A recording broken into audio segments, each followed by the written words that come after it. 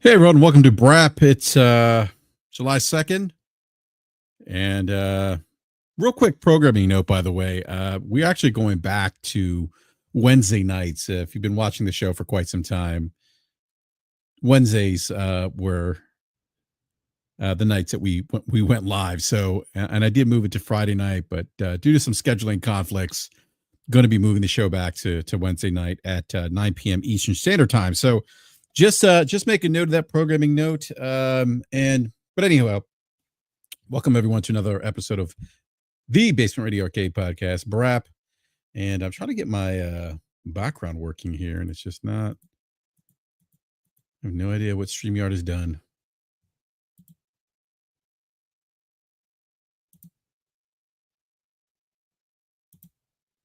Ah, there we go. Got it working now. All right. Yes, I wanted to throw in the BRAP presentation there in the background, but got a lot to talk about. You know, we're definitely, I mean, definitely gonna talk about. We're definitely gonna discuss the layoffs today at Xbox, and we're also going to discuss. We're also going to, and we'll so Marheat, we will we'll touch upon the influencers, the bloggers, the pundits.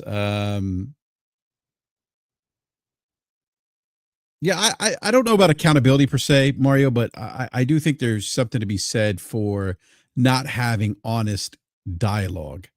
And I have issues with certain media types that are obfuscating, that are being dismissive of in light of information or of opinions, especially opinions from individuals who've worked in the gaming industry, have actually launched consoles, have actually worked on shipping and developing games. Well, I mean, Chad said, in fairness, it is industry wide. It is an industry issue. Like that is layoffs are not just something, aren't something that are, excuse me, that's layoffs aren't something that's only happening at Xbox. We've seen them at PlayStation. We've seen them Ubisoft. We've seen them over the last couple of years post COVID-19. We've seen that. That's not it's not an Xbox specific, an Xbox only issue is what I'm trying to say. But it does certainly add the optics of it, because it's Xbox, are, I think, magnified a bit more because of the other stuff that's going on in the background.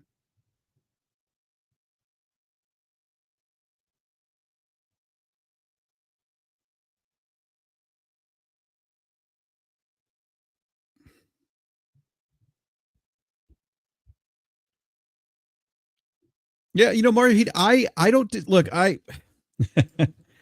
understand what you're saying, but I do agree, like, let's not, people also shouldn't be grifting on, influencers should not be grifting on other individuals losing their jobs. That is a very hard thing to do. Job loss is difficult, to say the least.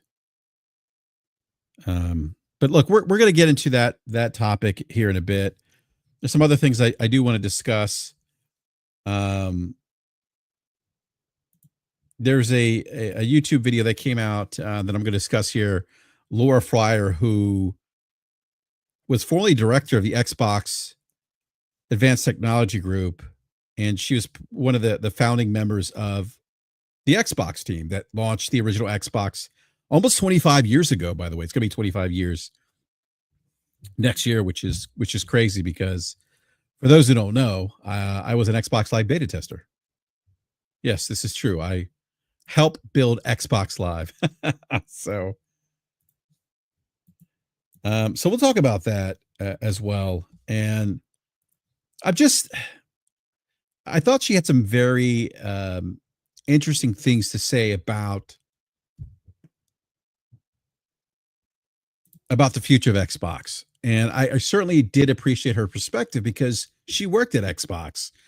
She's been in the gaming industry. She understands how difficult it is to one ship a video ship difficult. She understands how difficult. Excuse me, I'm a little tongue tied here.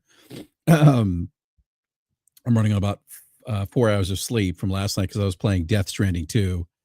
But she does run. I mean, she does understand what it takes to ship a console, and not just a console, but a new console. Because remember, the original Xbox 25 years ago was this unproven experiment, if you will, by Microsoft.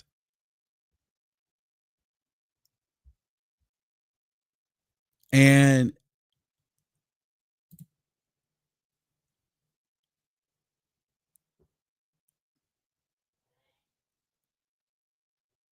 yeah, Mario Heat, I gotta say, I disagree with you. If you have an issue with what she said, Mario, then address the context of her video, like the content. Excuse me, address the content of her video. Let's not go and attack her. Like this idea of the woke train, like that's just like you know how we feel about this, right? Like on this show.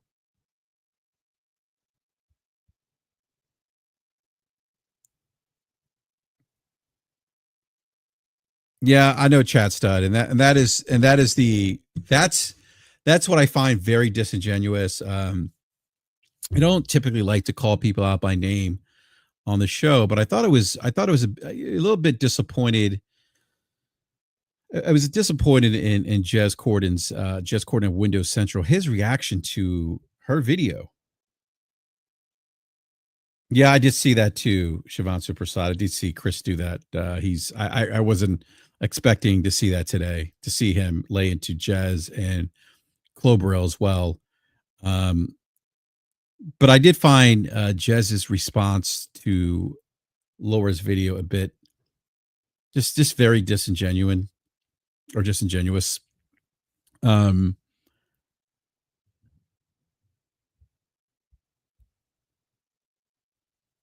I don't know. I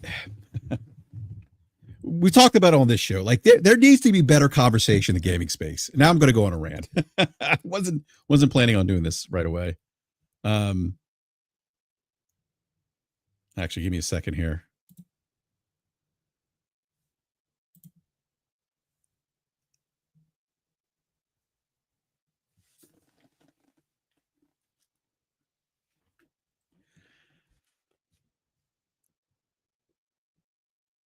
Look, we need better, more nuanced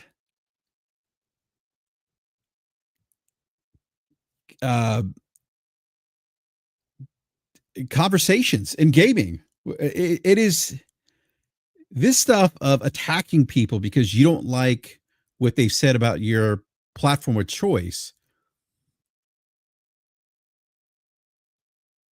is just childish. And we've talked a lot about it on this show in the past, and it reared its ugly head again. And and if you disagree with what she said in that video, then critically think about or critically just think critically, put together a rebuttal that's based on some kind of analysis of the industry, uh so data points, something that is well thought out, that provides nuance, that isn't some oversimplification of the industry, which people tend to do. Like that's the kind of conversation. And it's unfortunate that someone like Jez, who writes for a website, and this is and I'm not just picking on Jez here. I think this is an issue with other media sites, is that put pen to pad, properly articulate your thoughts instead of attacking her character or being dismissive of her. Oh, well, she hasn't worked there in 10 years. What does she know? Excuse me. She launched 2 consoles. She's launched software. She has an informed perspective of the industry that you don't have, that I don't have. Have the self-awareness to know, to understand that you don't have that perspective that she has. And let's not be dismissive of legacy perspective. Because perhaps there's something that we could learn here.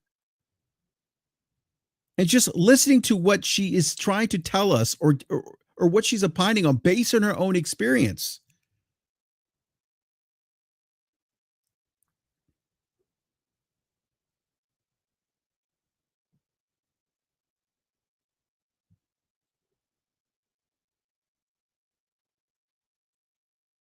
I mean, there is value.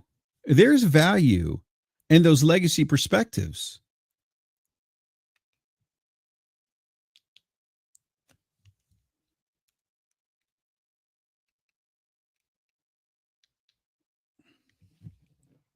Give me a second here.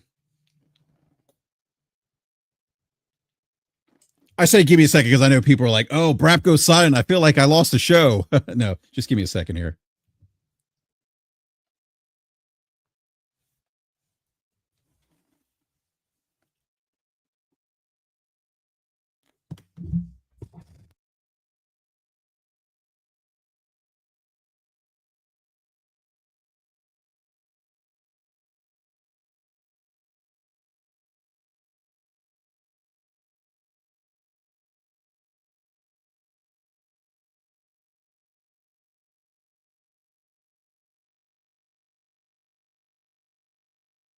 All right, I'm back. There's a guy in charge of still to this day that has no idea how to run the place yet. He is worshipped. Look, I think it's fair to call into question Phil's leadership and the performance of Xbox under his leadership. He's been there officially in that leadership role, that capacity for the last 12 years. I think it's fair to have that conversation based on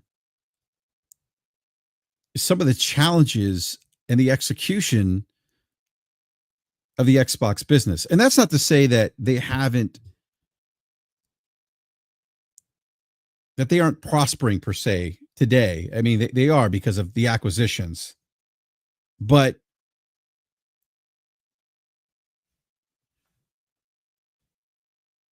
the messaging, what I feel like is a lack of direction at times, consistent pivots, conflicting messaging. That's a problem.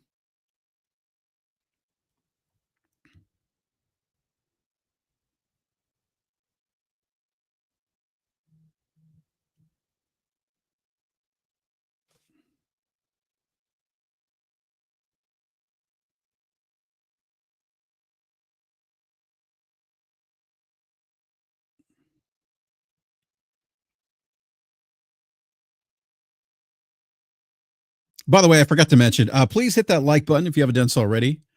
Please retweet the link, share it on your favorite social media platform, let everyone know that we are live.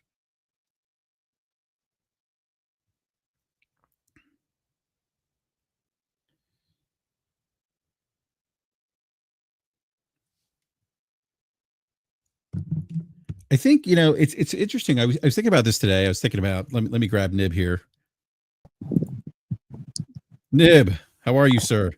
Yeah, not too bad, not too bad. Sorry, I was just sorting out some stuff. As in playing Death Stranding 2? No, I actually was not playing Death Stranding 2. So when you say sorting out stuff, does that mean you were sorting out the cargo that Sam Porter was carrying? No, I was actually looking at charts on my laptop. Okay. Nib, can we quickly discuss how good Death Stranding 2 is? Phenomenal. Yeah, I don't know, man. Like it's gonna be such a weird year for me because I still think Expedition 33 is gonna take it for me, but let's just say Death Stranding 2 has exceeded my expectations. And as someone who really enjoyed the original, but found it quite repetitive and a bit plodding in areas. I'm not getting that from this at all. It's so ridiculously addictive. It's actually scary. It's just, and I think they've done a really good job this time round of diversifying the mechanics and set pieces and things that you come across. It's like every mission they will introduce something new. It could be like wildfires, or it could be, a different type of transport, or a different vehicle, or a different, there's always something. Like maybe it's the river rapids this time, maybe it's a sandstorm this time, or it's constantly introducing new things. And I also find, unlike the first game, pretty much every single reward I've gotten has been either useful or fun to experiment with. So when I'm leveling up the different ores or whatever, different stars, even if it's not something that I will use very often, I'll still experiment with it for a little bit, and it's still fun to use. I know I don't want to spoil, but like, for example, I'm very like action orientated. It's a mix between stealth and action. But I've unlocked, like, just in a few missions back, I unlocked these like grenades that do like holograms of BTs or of different things. And now, like, instead of engaging with the BTs, I throw this hologram that kind of makes them chase what they think is a human. Or like with human enemies, I throw a hologram that is a BT, and it scares the humans away, and then I can just pick them off while they're running away.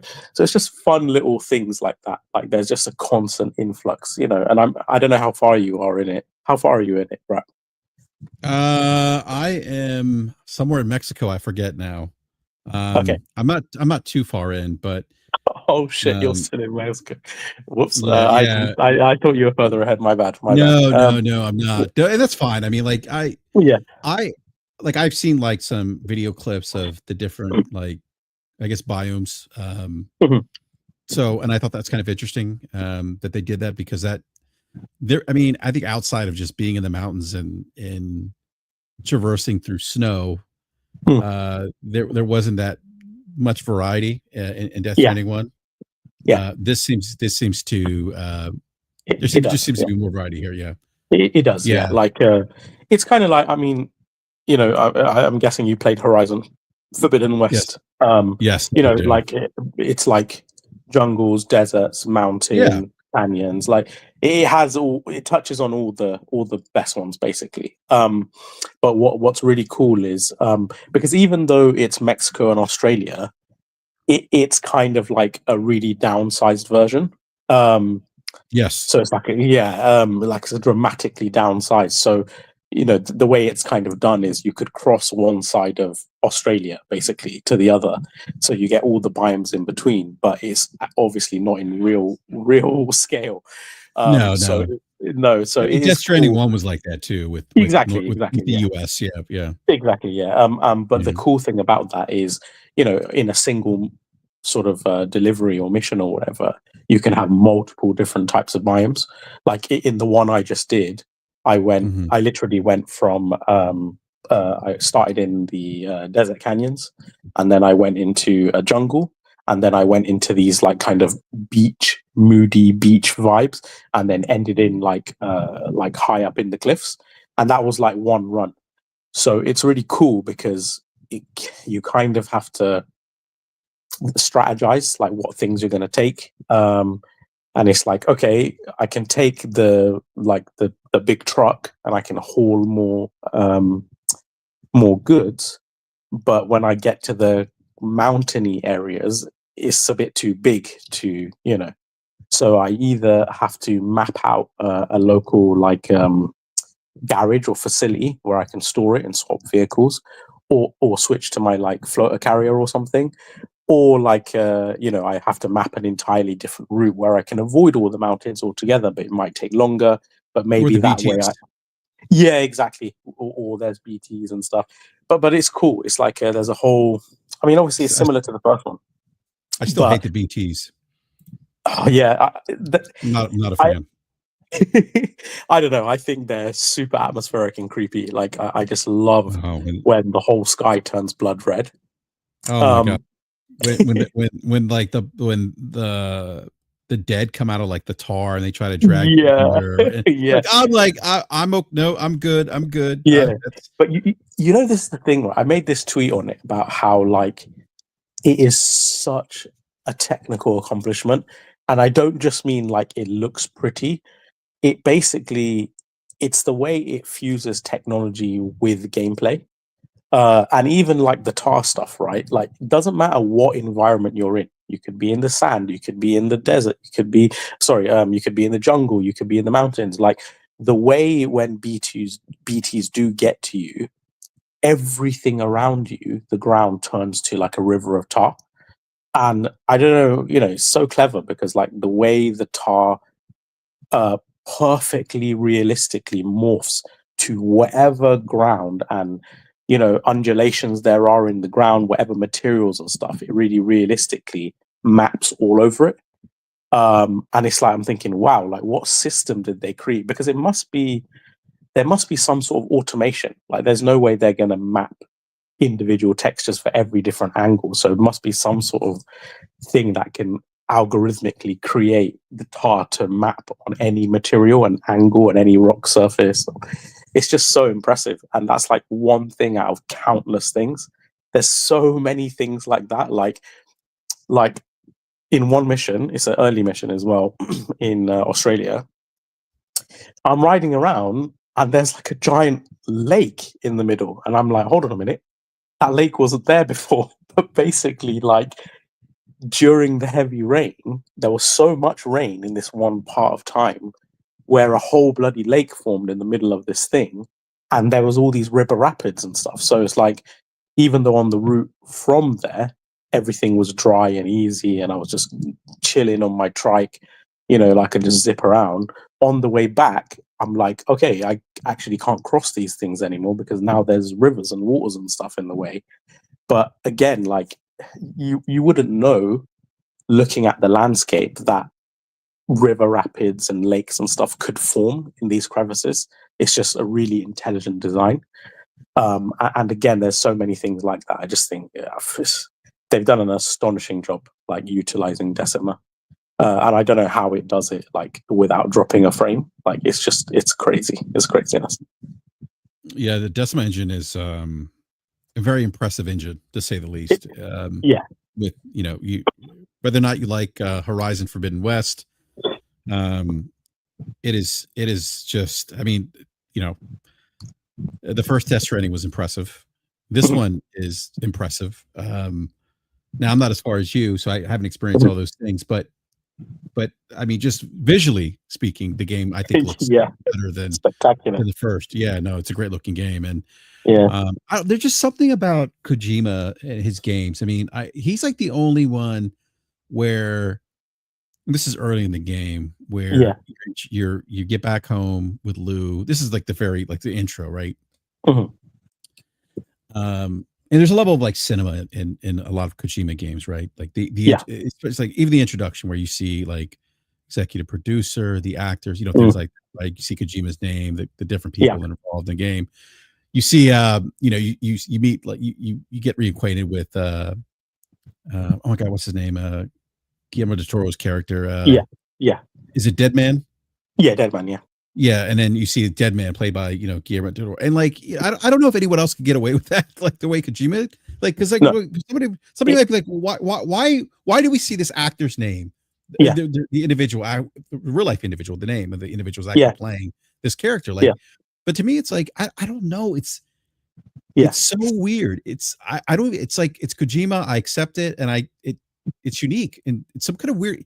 People are like, what do you mean it's unique? It's just a name. But I don't recall many games doing that. No, it's a weird thing. It is, because it's an odd thing, because like, if we're honest, right, Kojima games don't have like the writing necessarily realism of like some other top studios, right? But they still have incredible writing. It's just like much more on the nose and quirky. Like everything about it is, even though it's serious, it's playful. it's kind of like this weird whimsical fantasy type of storytelling where all the Yes, characters are larger than life.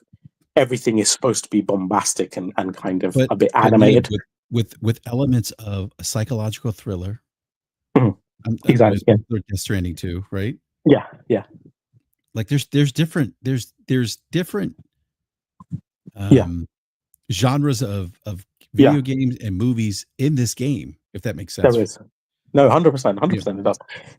I think to me, what is really compelling about Death Stranding 2 and to a degree Death Stranding 1 is obviously you're not that far. I'm not going to spoil anything.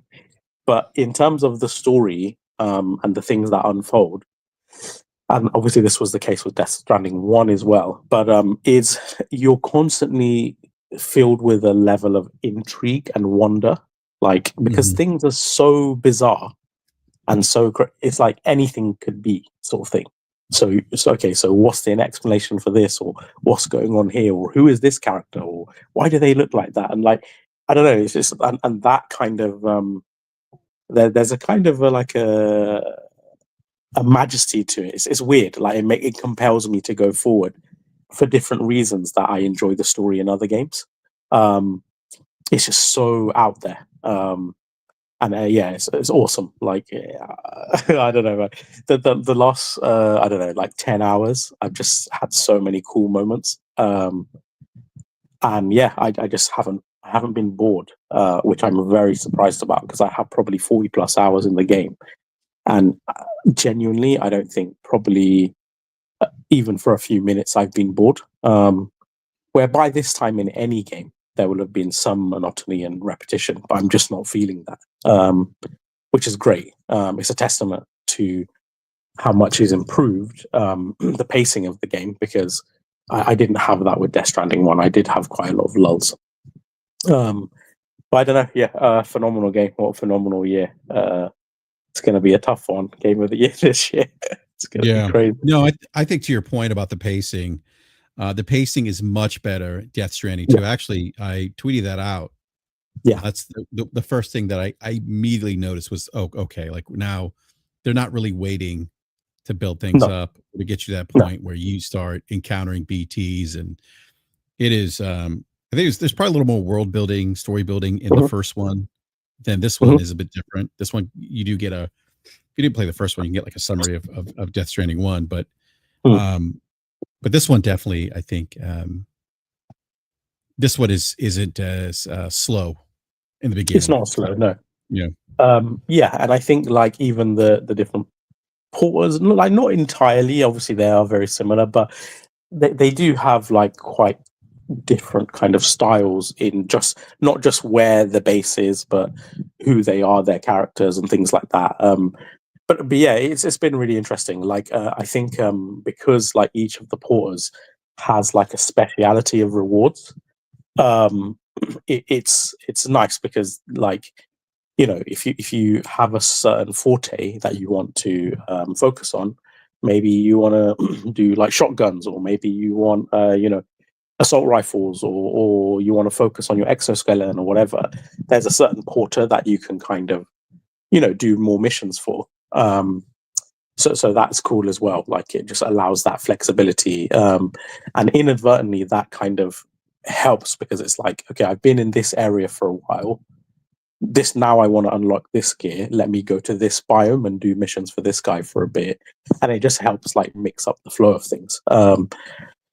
But yeah, so yeah, a really superb game. I think mechanically as well, it just feels fantastic because that's the thing. Sometimes I feel like I don't know if you ever get this, BRAP, but when you pick up a game, sometimes within the first few seconds you can feel like it's a really competently made game just from Mhm. like the Yeah. animations and the feel.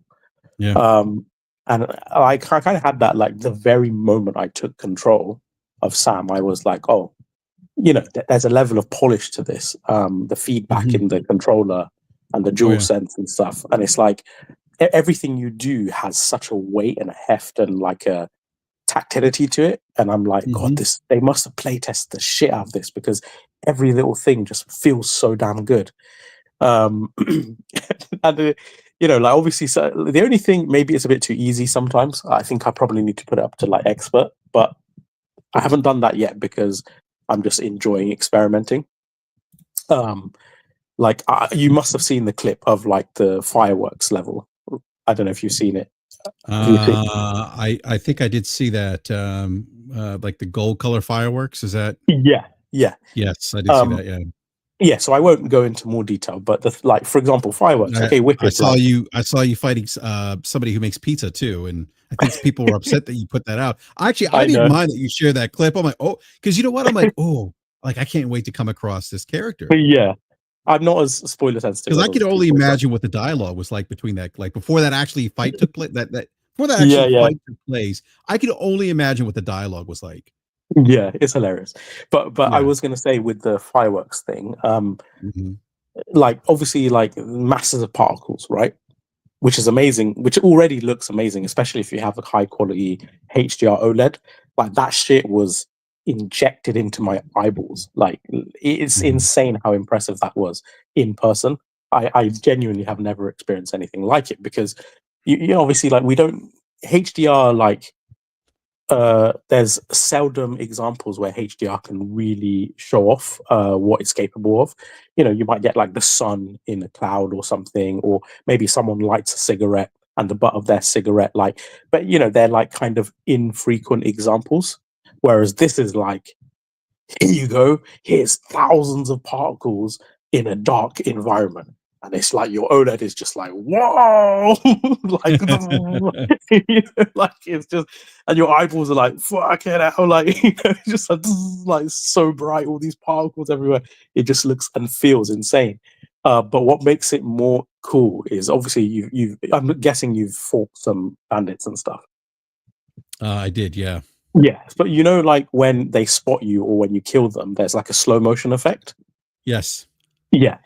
So thousands of particles plus slow motion effect is the craziest shit because everything like is sustained in time around you, and you can kind of appreciate all the effects and stuff, and it's just like whoa, like it's just like it's like a child moment where you're just like holy crap, this looks crazy. Yeah. And you know, I'm sure when they designed it that was kind of the point, like they just want to fill your brain with delight basically. And that's what they did. Yeah, very very cool, very very cool segment, and totally random, but it just works. And that's the thing with Kojima games, right? You don't actually know what you're going to get. Mhm. I remember, I think John said in his Digital Foundry analysis, the cool thing about Kojima is kind of like you expect to see the unexpected, and I kind of feel that way with this as well. So Oh, absolutely. I mean, absolutely. And it's yeah, funny when you shared that video of the pizza guy, Hmm. and I was like, and that was a little bit of a spoiler, but I didn't care because again, like yeah, to your point, you expect the unexpected, right? With Kojima yeah, games, yeah, and who would have only Kojima could pull off a guy making pizza that would be, an antagonist in the yeah, game that you'd have to fight. And you probably got, and I could only imagine what the dialogue was like between yeah, Sam and yeah. that particular character. I mean, So and so like that was Death Stranding 1 when I first met yeah, Deadman. yeah, And Deadman, and it's not just that you mentioned like these bombastic types of experience that Kojima makes, and really yeah, the characters, right? But he also there's also a level of he also does a good job of taking these characters who have these odd names, right? Dead yeah, Man, Die Hard Man, but giving them giving them distinct personalities yeah. Humanizing them. and Yeah, humanizing them. I yeah, mean, in Dead Man in 100%. particular, Dead Yeah, Man is this interesting character played by Guillermo del Toro, yeah. who, for those who know, did directed Pan's Oh my Labyrinth. god, amazing director. Yeah, Yeah, Pan's yeah, Labyrinth. Yeah, fantastic. Yeah, and some other psychological yeah, thriller, and it's had an influence on Kojima. Clearly, you can actually see his influence in Kojima and Death Stranding. By the way, yeah, um, yeah, but even Dead Man has a very interesting background as a character. I And agree. you actually, like, for me at least, I connected with him because I Yeah. felt a level of empathy Yes, correct. Yeah. for him because of his history and how he came to be. Yeah. No, 100%. So I think like I'm trying to be every vague on his background, by the way. I don't want to spoil it. yeah, Yeah. yeah. So as you're talking, I'm thinking of ways to not give away spoilers about what I mean as well. But I'll be really vague. But I think what it is like all of his characters, or not all of them, but a lot of the key characters, they're kind of like archetypes of a certain type of emotional beat or storytelling. It could be about existential, life or belonging, or it could be about loneliness, or it could be about kinship, or it could be about friendship, or like motherhood. And they're kind of like, it sounds strange, but if each of the characters represents something basically that you may have a specific affinity to or be able to relate to, and they do introduce other characters in this game that do similar things, like that there's always some sort of emotional beat in the background. They may be really weird and have powers or history, or some quirky aspect to them like Deadman, but there'll be something deeper that you can kind of scratch the surface of and unravel. And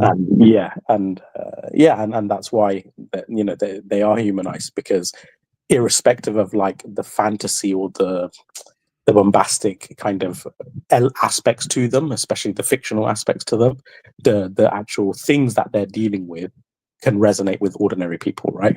Absolutely. I mean, Die Yeah, Hard Man is a great example of that. I mean, yeah, there's a scene in Death Stranding 1. yeah, Die Hard Man just has this like he's portrayed as this like tough character, yeah. and then he has this like this emotional Vulnerable, yeah, yeah, he shows like he becomes vulnerable to Sam Porter. It just breaks yeah, down, yeah, and exactly, yeah, yeah, and it's I don't want to get into that scene because I don't want to spoil for anyone who's played Death yeah, Stranding 1, but it's one of the more emotional scenes that I can recall in a video game that really like I put the controller down. I was like, wow. yeah, yeah. The animation and acting as well in that scene, Yes. unreal. Yeah, I the was, facial I don't know. animation, the acting, yeah. I mean, I forget the actor's name of Die Hard Man. Yeah, me too. Yeah, yeah, But here's this guy who is portrayed as this, this military hero, this tough guy, and then Mhm. you find he's Yeah, carrying with him really that's just a front. Buried inside yeah, of him is all yeah, um this emotional pain, this yeah, guilt of yeah. surviving. Mm. Mm. Survival. I mean, it's just yeah. Yeah, yeah, 100%.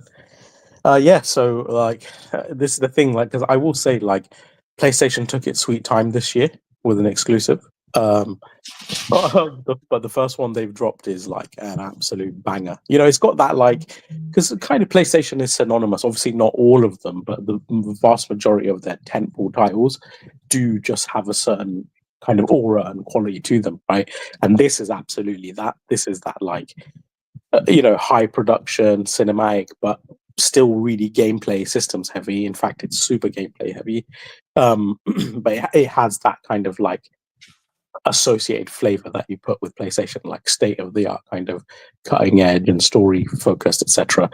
So yeah, like out the gate, great. I don't know how Ghost of Yote is gonna compete with these games. I can't personally seeing it being up there. Don't get me wrong, like I love Sucker Punch games. I can't remember any Sucker Punch game that was actually my game of the year.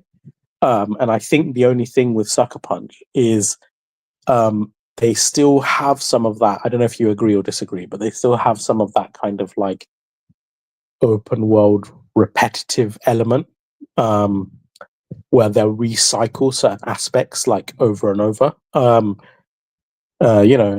the foxes and play this. I don't know. I wouldn't say necessarily Ubisoft, because Ubisoft didn't invent it, but they have more of that kind of thing where the kind of aspects of the mission design is a bit more regurgitated. So because Mhm. Ghost of Yote is a much bigger game, I don't know how they get past that.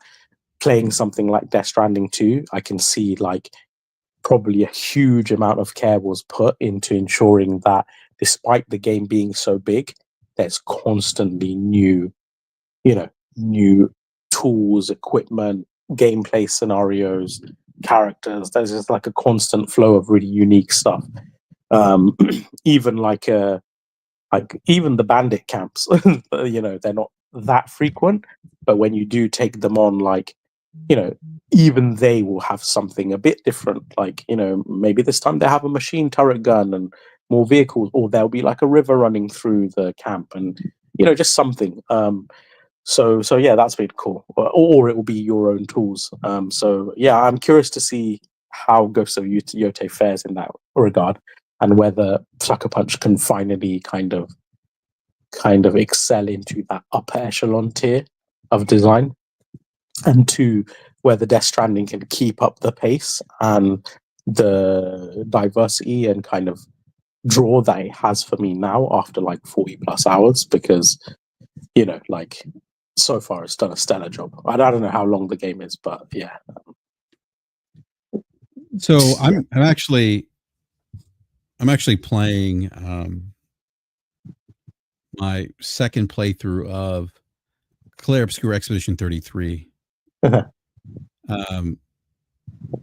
Along with playing Death Stranding 2. And so so I'm thinking, and I had this conversation with Game Logic this week. I said, the one thing that playing these two games at the same time has made me realize, or maybe just something that's kind of been that I've been thinking about, is that, and I tweeted this out today, not today, but I think it was 2 days ago now, Monday, I believe it was.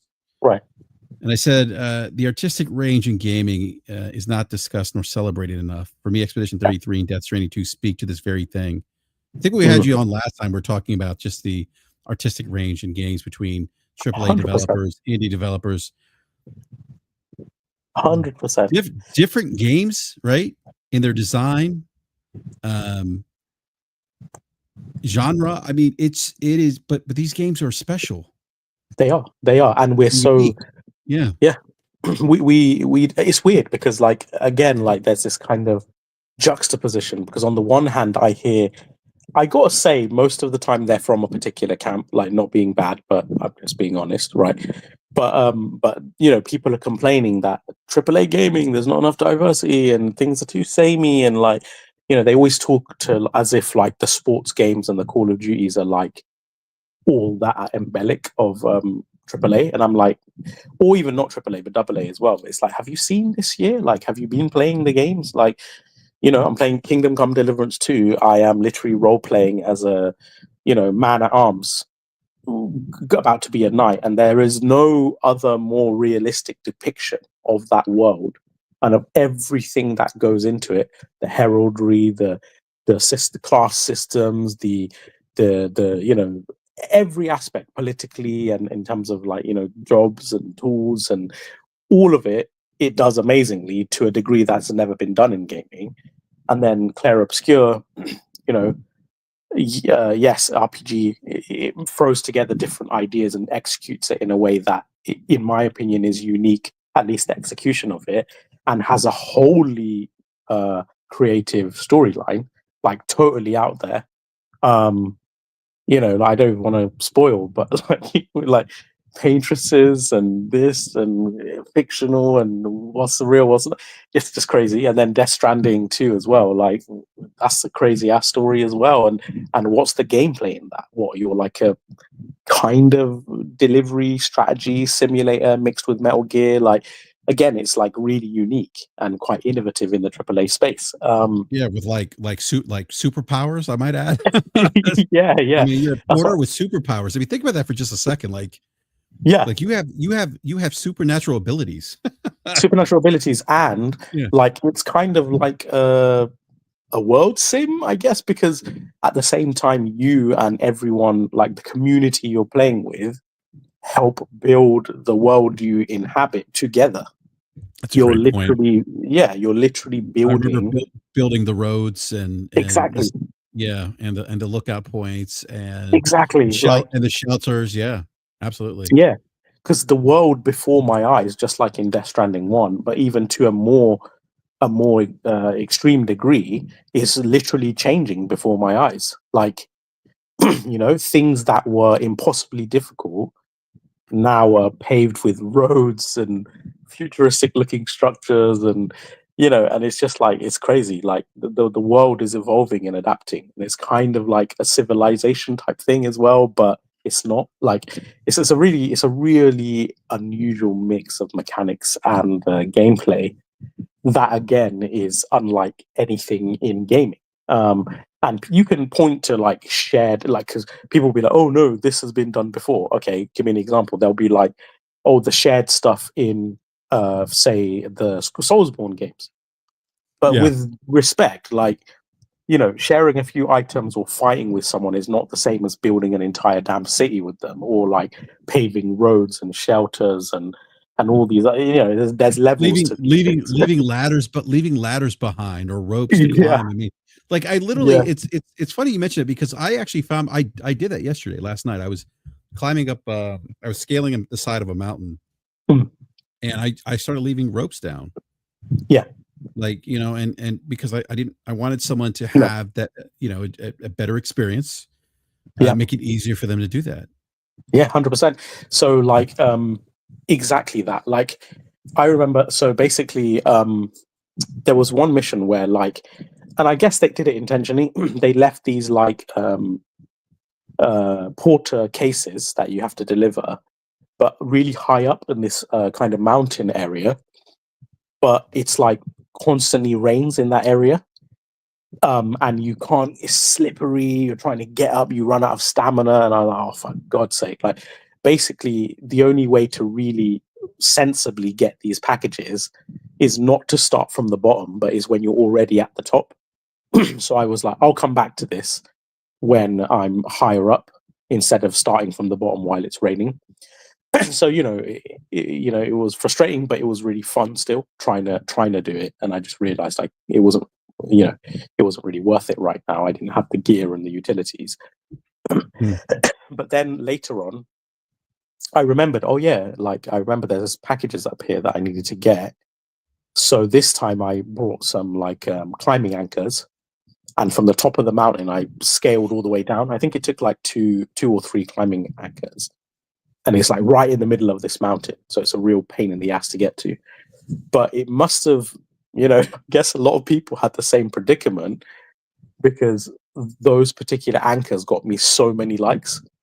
So I know deep down, like, even though I don't have never met these people, I've made a difference to their, like, I've saved them the struggle that I went through, right? I've saved them that, you know, and if they kind of build up their shared you know, world attributes and stuff like that, because you can improve how much other people can help you and vice versa.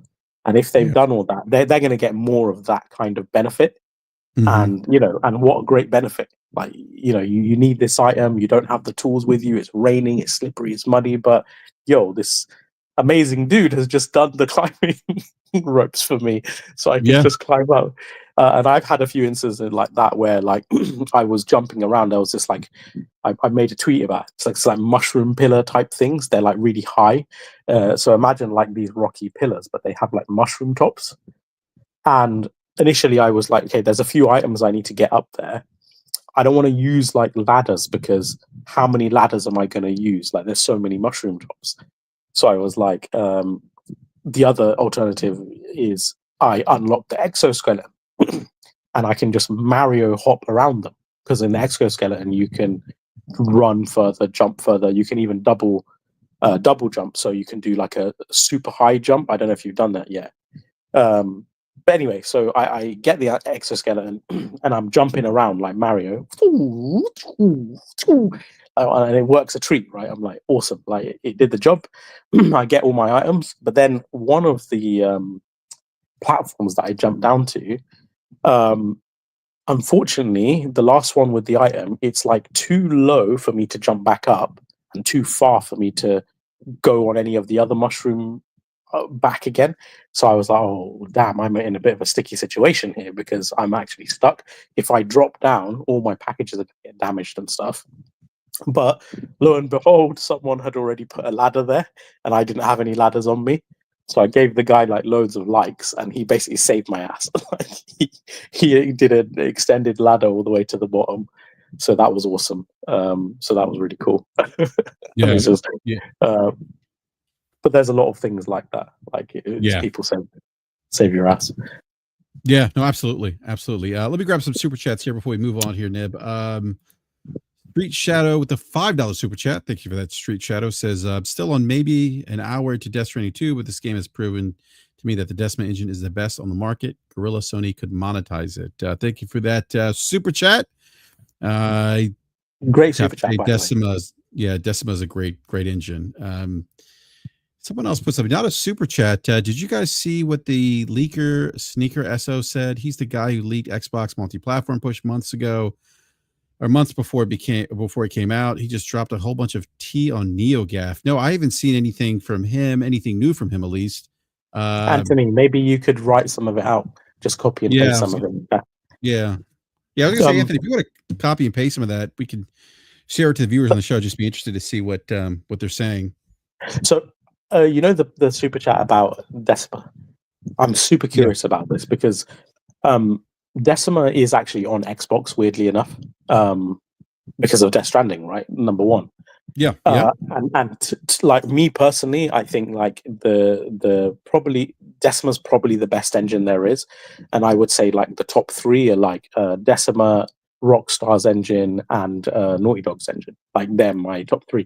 Unreal does amazing things, but it's a real hog and it's very finicky in performance wise. You know, like some of the stuff that this game is doing, and it's doing at like 60 frames flawlessly, it's just unbelievably scalable. But weirdly, it is so scalable it can be done, you know, effectively on PC and Xbox as well. But what I'm curious about is porting Death Stranding to Series S and Xbox Series X is not the same undertaking, because they can brute force a lot of things because they're a lot more performant than the PS4 was, and Death Stranding is ultimately a PS4 game, right? So porting a PS4 game to those platforms is one thing. Porting a PS5 only game to the Series S is a completely different thing. So that I am really curious about. If, you know, Death Stranding 2 does come to Xbox, I'm really interested to see how they handle one, the performance of the Xbox versions, but more in particular is the Series S version. That's what I'm really curious to see.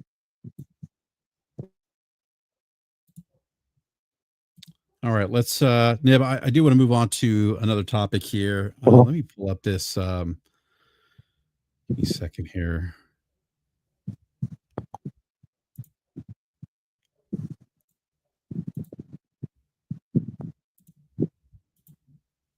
AAA gaming is out of ideas, but all they play is Call of Duty. Yeah, pretty much. Yeah, exactly. And apparently Beavis and Butthead are coming to Call of Duty now, which is kind of interesting. I'm not the target audience for Call of Duty, it seems like, anymore. So I do want to talk about former Xbox employee Laura Frier. She put out a great video. I thought it was a great video, by the way, Nib. I don't know I'm assuming you've watched it. But yeah, I put out a tweet on it. Yeah, so it has a lot of likes and cover. I think it's like 400,000 views or something. Oh wow, yeah. She actually has put out some great videos on how to kill a gaming franchise. I think one of them is about Bungie. Maybe I don't know if it's How to Save Bungie, if that's the title, but it is about Bungie. But she put out this this YouTube video. I thought it was great. It's entitled "The Future of Xbox." It's a candid reflection on Microsoft Xbox's current gaming strategy. And what I found interesting is that she was part of the team to help help ship the original Xbox. And for those who don't know, Nib, I don't know if you're aware of this, but I was an Xbox Live beta tester. And and I did know that. I think you said it last time. Yeah. I always say that. We tell people that. 25 years ago, as a matter of fact. That's crazy to think about that. 25 years ago. But I'll say this: it was. I appreciate her. Yeah, go ahead. Before you, because I got into this with Jez Corden because you know immediately when someone says something that's critical of their favorite box, people try to discredit that person, right? And people were, I heard Jez Corden like said, "Oh, what did she help create the Xbox One?" And just for the people listening, she left Xbox in the middle of the 360 generation. So she actually helped with the 360 and the original Xbox, arguably the two best consoles that And Xbox ever put out. And further to that, she Yep. was the executive producer on Gears of War 1 and 2. She put that together. And that's arguably their most important historic IP after Halo. I would agree with that. That is arguably their biggest. Yeah. I mean, and because I remember at the time when Gears launched, a lot of us, and I was very heavily invested in the Xbox ecosystem at that time, because really the original Xbox actually got me off the PlayStation. And a lot of it had to do with this is what I love about her video, because it made me think about the distinct, clear messaging Xbox had at the time. Its differentiator, its product differentiation in the market, having the built-in hard drive, having Xbox Live, but they just didn't have those things. They executed on implementing software that took advantage of those things. Yeah. So, and she made a fantastic point, right? She said, like, yeah, so they're assessing the competition, and like one of the areas of weakness that they found with PlayStation was that the tools, documentation, and the hardware was not very developer friendly, right? You know, they had the emotion engine, then the SPEs, and like all of the PlayStation hardware before now was like even more bespoke than it is today. And that could be a pain. And it's really interesting she said that, because that was one of the things that actually sort of helped the 360 massively, was that even though on paper, I think they were quite close, but the PS3 had a much superior CPU. But because it used the cell processing, it was very difficult to develop around. Like, you had multiple SPEs, you had to do multi-threading and all this other stuff, which was a lot of extra headache. it was a pain in the ass to develop for. I mean, that was well documented during the 360 generation. As a matter of fact, a lot of people who aren't familiar with history, those who often critique and game reviews and media bias and the anti-Xbox stuff, it was actually the PlayStation camp that was singing the same tune during the 360 generation, because every game that was reviewed was primarily reviewed on the 360. And if it was a multi-plat game, 9 times out of 10, that game was reviewed on the 360. And in comparison to the PlayStation 3, it ran better. Yeah, exactly. Exactly. And that was noted by many of the reviews. Yeah, I'm sorry, go ahead. No, but that's exactly the point. So, because she mentioned that in her video, I'm thinking, okay, so in a way, a lot of the successes for the 360 as well could be associated with her or that line of thinking within the company, right? Because it's that developer friendliness that allowed them to kind of have the multi-plat dominance, to have that their versions of the game be shown off, much like it is on PlayStation now, right? Or most review copies and lead copies of games these days are PlayStation, obviously because the install base is there, but also because a lot of times the versions are more performant as well. But yeah, so that was another thing. And what's really interesting is she left in 2009, and it was only 2 to 3 years after that they switched to a Connect focus at the tail end of the 360 gen. So I'm not saying I'm not attributing their failures or successes to her alone, but I'm just saying it's interesting that after she left the company was when Xbox kind of lost their way in the focus, because then they went Connect.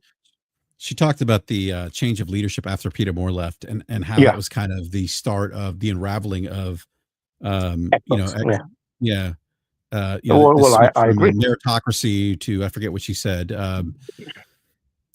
but I thought she clearly expressed concern over Microsoft's recent announcements, the Xbox Anywhere initiative, which she believes could dilute the brand's identity, which a lot of us have commented and agree with her in that regard. She critiques the lack of clarity for Xbox's long-term vision.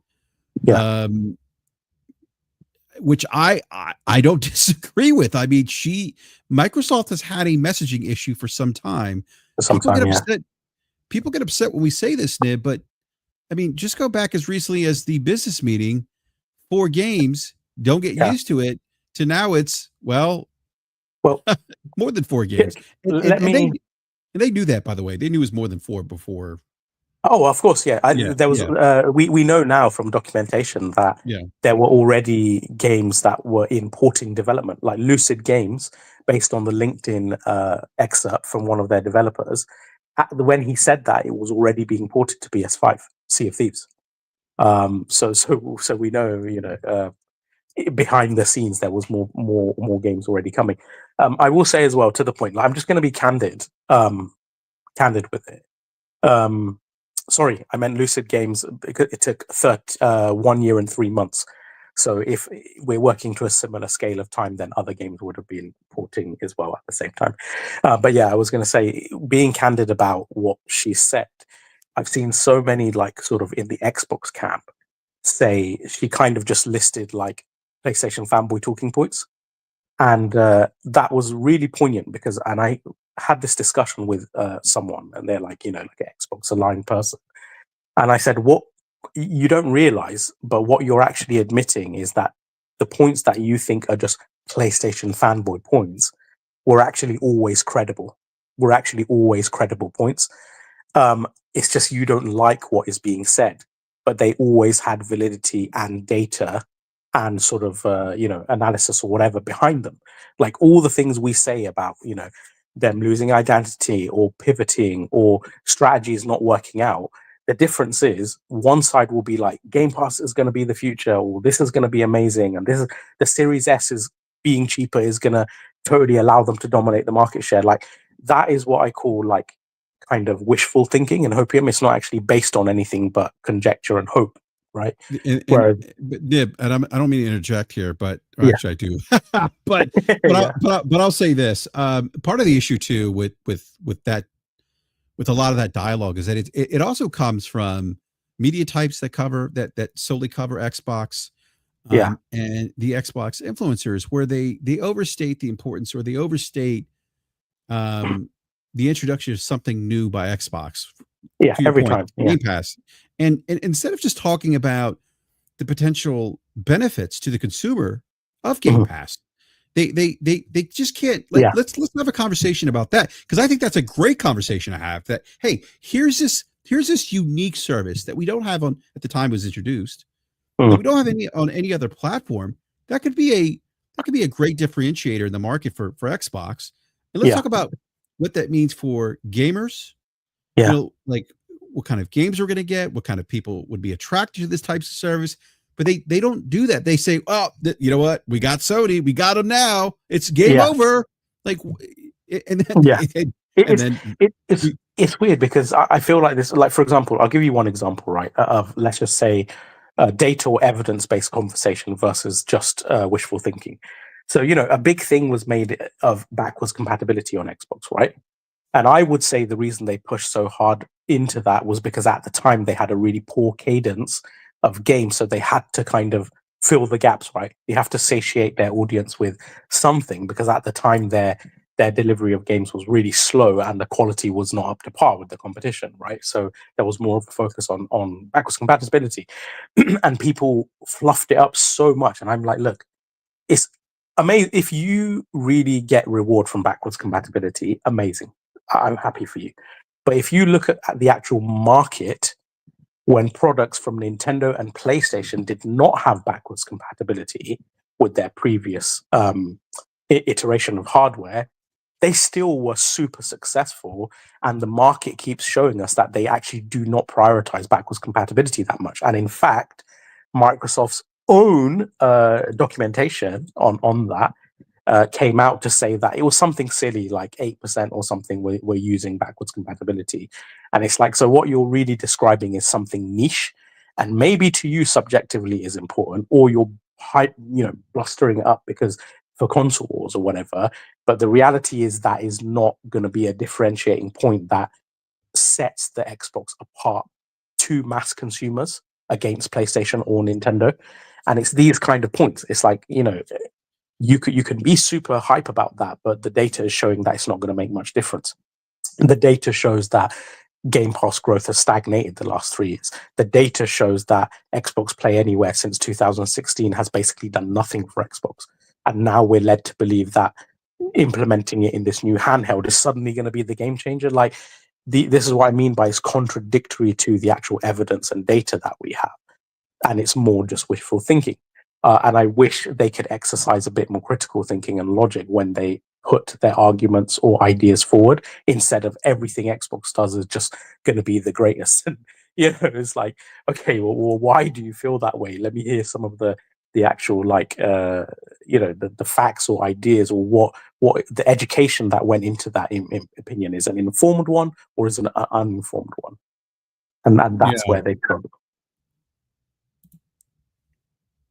No, absolutely, Dib. And I want to go over some of the other things she mentioned in this video. She talked about we just talked about Xbox Anywhere, Game Pass.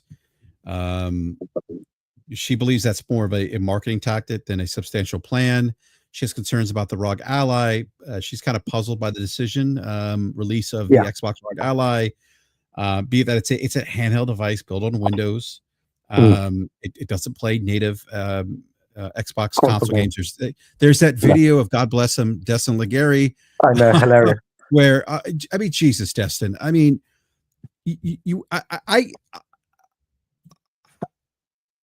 is this just a matter of engagement farming, or is it just a matter of that you're just that?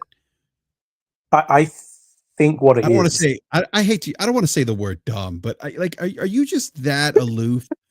To not understand, like they themselves called it a Windows PC handheld device with the Xbox logo slapped on it. I mean, that's what it is. It's not a traditional console. And then you step on the rake and you walk into, oh, now I see why people are confused. Like, no shit. Like, that's it. Like, the questioning over this device, and I think because he looks at it through a console war lens. There are people out here, believe it or not, that are having constructive conversations about this device and what it is. Yeah. That are putting some critical thought to this. Yeah. That's the thing. Like, again, give Destin and Paris as other examples, right? They were two of the most prominent on how, like, ABK was going to be good for the employees.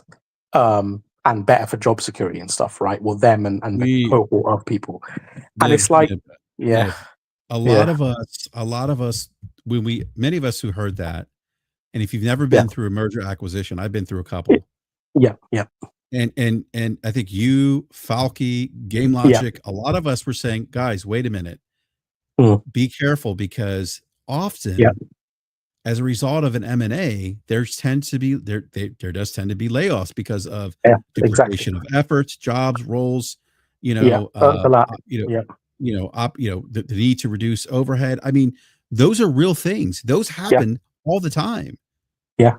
See, I actually, at the time, let's have honest conversations about these things, is my point. Exactly. And again, we want to have, like, informed, evidence-based conversation. Look at my tweets, like, before the ABK acquisition. And by the way, it wasn't just an Xbox related thing. I was saying it for large-scale acquisitions across the board, including for PlayStation and Embracer, Tencent, etc. I was saying, like, it's not like I'm aimed at Xbox thing. I was sharing studies at the time from, like, Harvard Macroeconomics, like, department, and from LZA Institute of Economics, where they had analyzed global sort of large-scale acquisitions, and they said that the average percentage of layoffs at the newly acquired corporation or company or business or whatever was on average 8.5%, and that they also saw a labor pay cut in the years that followed of an average of 2.6%. And that is across a multitude of different acquisitions, an average based on all their sort of analysis and testing, coverage of it or whatever. So it's like we already have evidence and studies that show that large-scale acquisitions actually lead to more layoffs. And it makes sense because, like you said, there's overlap, there's, fat trimming, there's, cost cutting people, there's a need to recoup the, return on investment, all sorts of other things that come into it. And it's like, it's so weird that like Xbox says one thing or so and so says one thing, and all the influence just parrot the same shit. Like Destin put out a tweet today. He said, and I do like the guy. I actually do like some of his content, but I just when it comes to this sort of stuff, he should just stay quiet because he will always just parrot whatever Xbox say to his detriment, right? Without doing like further analysis. He literally walks in that video and says, now I know why people are. I got to pull this video up. I'm going to play it here in just a minute. Yeah, that's the thing that drives me crazy, Nib. It's like we need better dialogue, more nuanced conversation around gaming. A lot of the stuff that and again, I'm not. We're not here saying we told you so. I think what we're doing is addressing an issue in dialogue as it relates to the coverage of Xbox, Microsoft by more Xbox centric content creators, by members of the community, by more Xbox, Microsoft centric members of the media. And I remember, like, to your point, they were saying these things: job security, better working conditions. I mean, tell that to the people who lost their jobs today. Yeah. Well, not just today. I mean, there was 2,740 approximately by my count. Because I went through I looked at every single piece of information that we had to tally up the total. So it was over 2,740 last year. We don't have a number yet. I will try and determine the number once more reportage, and maybe I can DM some like journalists covering it and stuff like that. But yeah, I mean, the estimate for this year is that there could be up to 1,000 to 2,000 layoffs, and last year alone was 2,740. So we're talking like close to 5,000 people in 2 years. That's unprecedented. That's insane. That they're even overtaking Embracer, who were already unprecedented. So it's just insane. And then they happen to be the two publishers that were engaged in the most amount of large scale consolidation. Yeah, and I said this earlier. I will never find peace with layoffs, in general layoffs, especially layoffs that are a result of a merger acquisition, or hey, we're a publicly traded company, we need to beef up our revenue numbers, and the quickest way to do that is to lay people off. That's never going to sit well with me. No. I feel for the people. I feel. Let me just. I feel for a lot of the people. I feel for all the people impacted today, because with my own company that I work for, we have gone through layoffs, and I've seen the people, and I've talked to people that have been impacted, and a lot of it is because, look, we need to cut cost. Yeah. And it's just it sucks, and it is it's just something. Look, and I understand capitalism. I understand the fiduciary responsibilities that the C-suite has to shareholders. I get all that, but I'm never going to be okay with layoffs. No, 100%. I will say as well, and there's another gross thing that's happening now. It's like a digression tactic. Is we said that, but even though we were wrong, but these layoffs would have happened anyway. And it's like, layoffs do happen anyway across the industry. There's been a lot of it, lately. But these are clearly a lot of the layoffs that are taking place are specifically Microsoft related, because they're fat trimming for shareholders, etc. And two, because of the acquisition.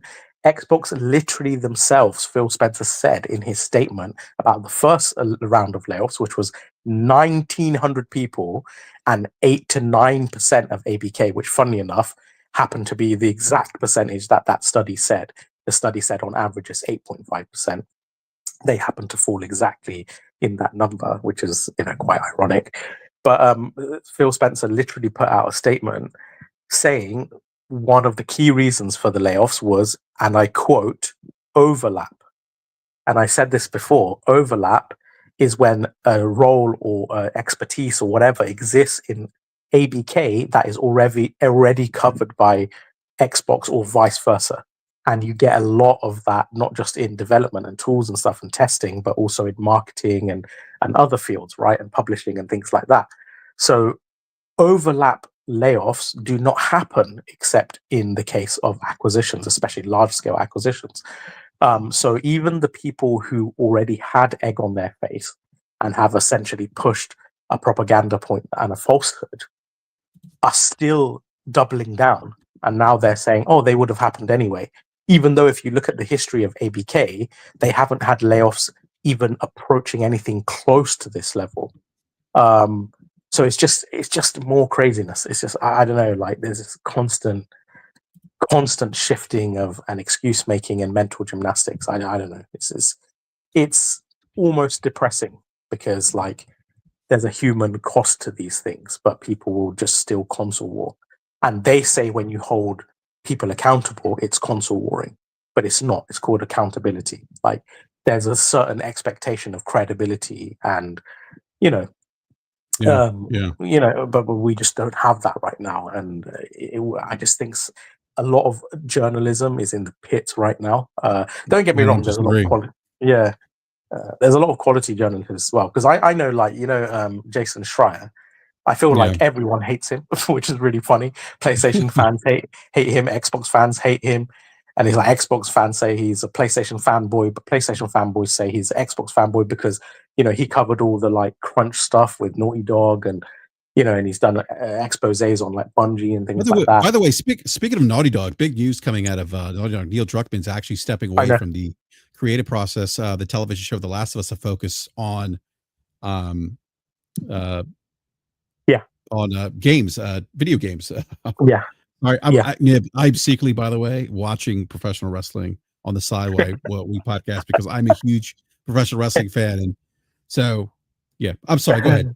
No, I saw that. Yeah, great news. It's like, you know, batten down now. Like I guess, you know, like we saw in PlayStation's business slides in the last report, they had Intergalactic down as a fiscal year 2026 release. So maybe that's why as well he's doing it because it's like the final. That's what I was thinking. Final push. Yeah. Final push. Yeah. So that would be amazing if it is true. Because, you know, what a lineup.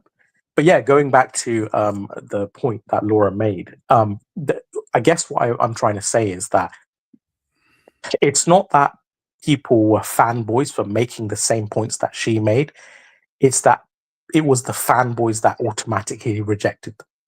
And the truth is, the points that were being made, the reason they are being made by her, an ex-executive, Mike Ybarra, an ex-executive, and gaming analysts like Zuge and Christopher Dring and Matt Piscatella, and other gaming insiders, the reason people are quote-unquote making fanboy points is because they were never fanboy points to begin with. They were just credible evidence points, and only fanboys don't like them. That's the truth. She essentially listed a bunch of really good reasons, and I might not agree with every one of her takes, but, you know, again, she's speaking massive amounts of sense, and a lot of it is actually irrefutable. Like what she was talking about with the pivots and stuff, you know, like, for example, they said they prioritize high quality games, but then they close Tango Gameworks after Hi-Fi Rush. So really the priority is not the high quality games, but there's the numbers and metrics behind it matter too, right? When Phil Spencer said $70 games is like manipulative, and, you know, he doesn't agree with it, and then he charges $80 for Outer Worlds 2. You know, and there's so many of these kinds. She listed a bunch of examples, and even the thing with Asus, she said she believes Xbox gaming hardware is dead, and a lot of fanboys jumped on it. Like, they've already said they're going to build new hardware. But again, I need you to go back and listen to what she said. She said the slow road to getting out of hardware completely. Keyword slow. What she's saying is they might not stop hardware tomorrow, but this sort of licensing a third party to make your gaming hardware is the start of that process, she believes, right? She could be wrong, but maybe she could be right. At the end of the day, like, it's not like PlayStation is going to Asus or Hewlett Packard or someone else to make their handhelds and their products. They will make it all in-house, custom design. Whereas Xbox, the first sign of them siphoning away that responsibility and that cost and that time investment is to basically just collaborate with a third party to do it, which is essentially a reskin of an existing product, right? Literally everything the same, except they added the handles. I know the internals are different, but it's off the shelf parts. So Nib, I think people should think about this for just a second, and how she's arriving to this conclusion, how we are arriving to this as well, and that we know that Microsoft or Xbox has been cutting costs. Excuse me. They just did it today with the layoffs. We know that as often referred, Amy the Hood. She wants her money, and she's talked about like Xbox becoming a more of an annuity software business. I forget what the exact words. She said it like an annuity software business and a focus on subscriptions or something. Yeah. I don't have the direct quote, but I know exactly what you're talking about. You know what I'm talking about, right? Yeah, exactly the quote you're talking about. And not to mention anything of hardware per se, but and I know and to Lauren's point about the messaging with Xbox, Phil believing in hardware.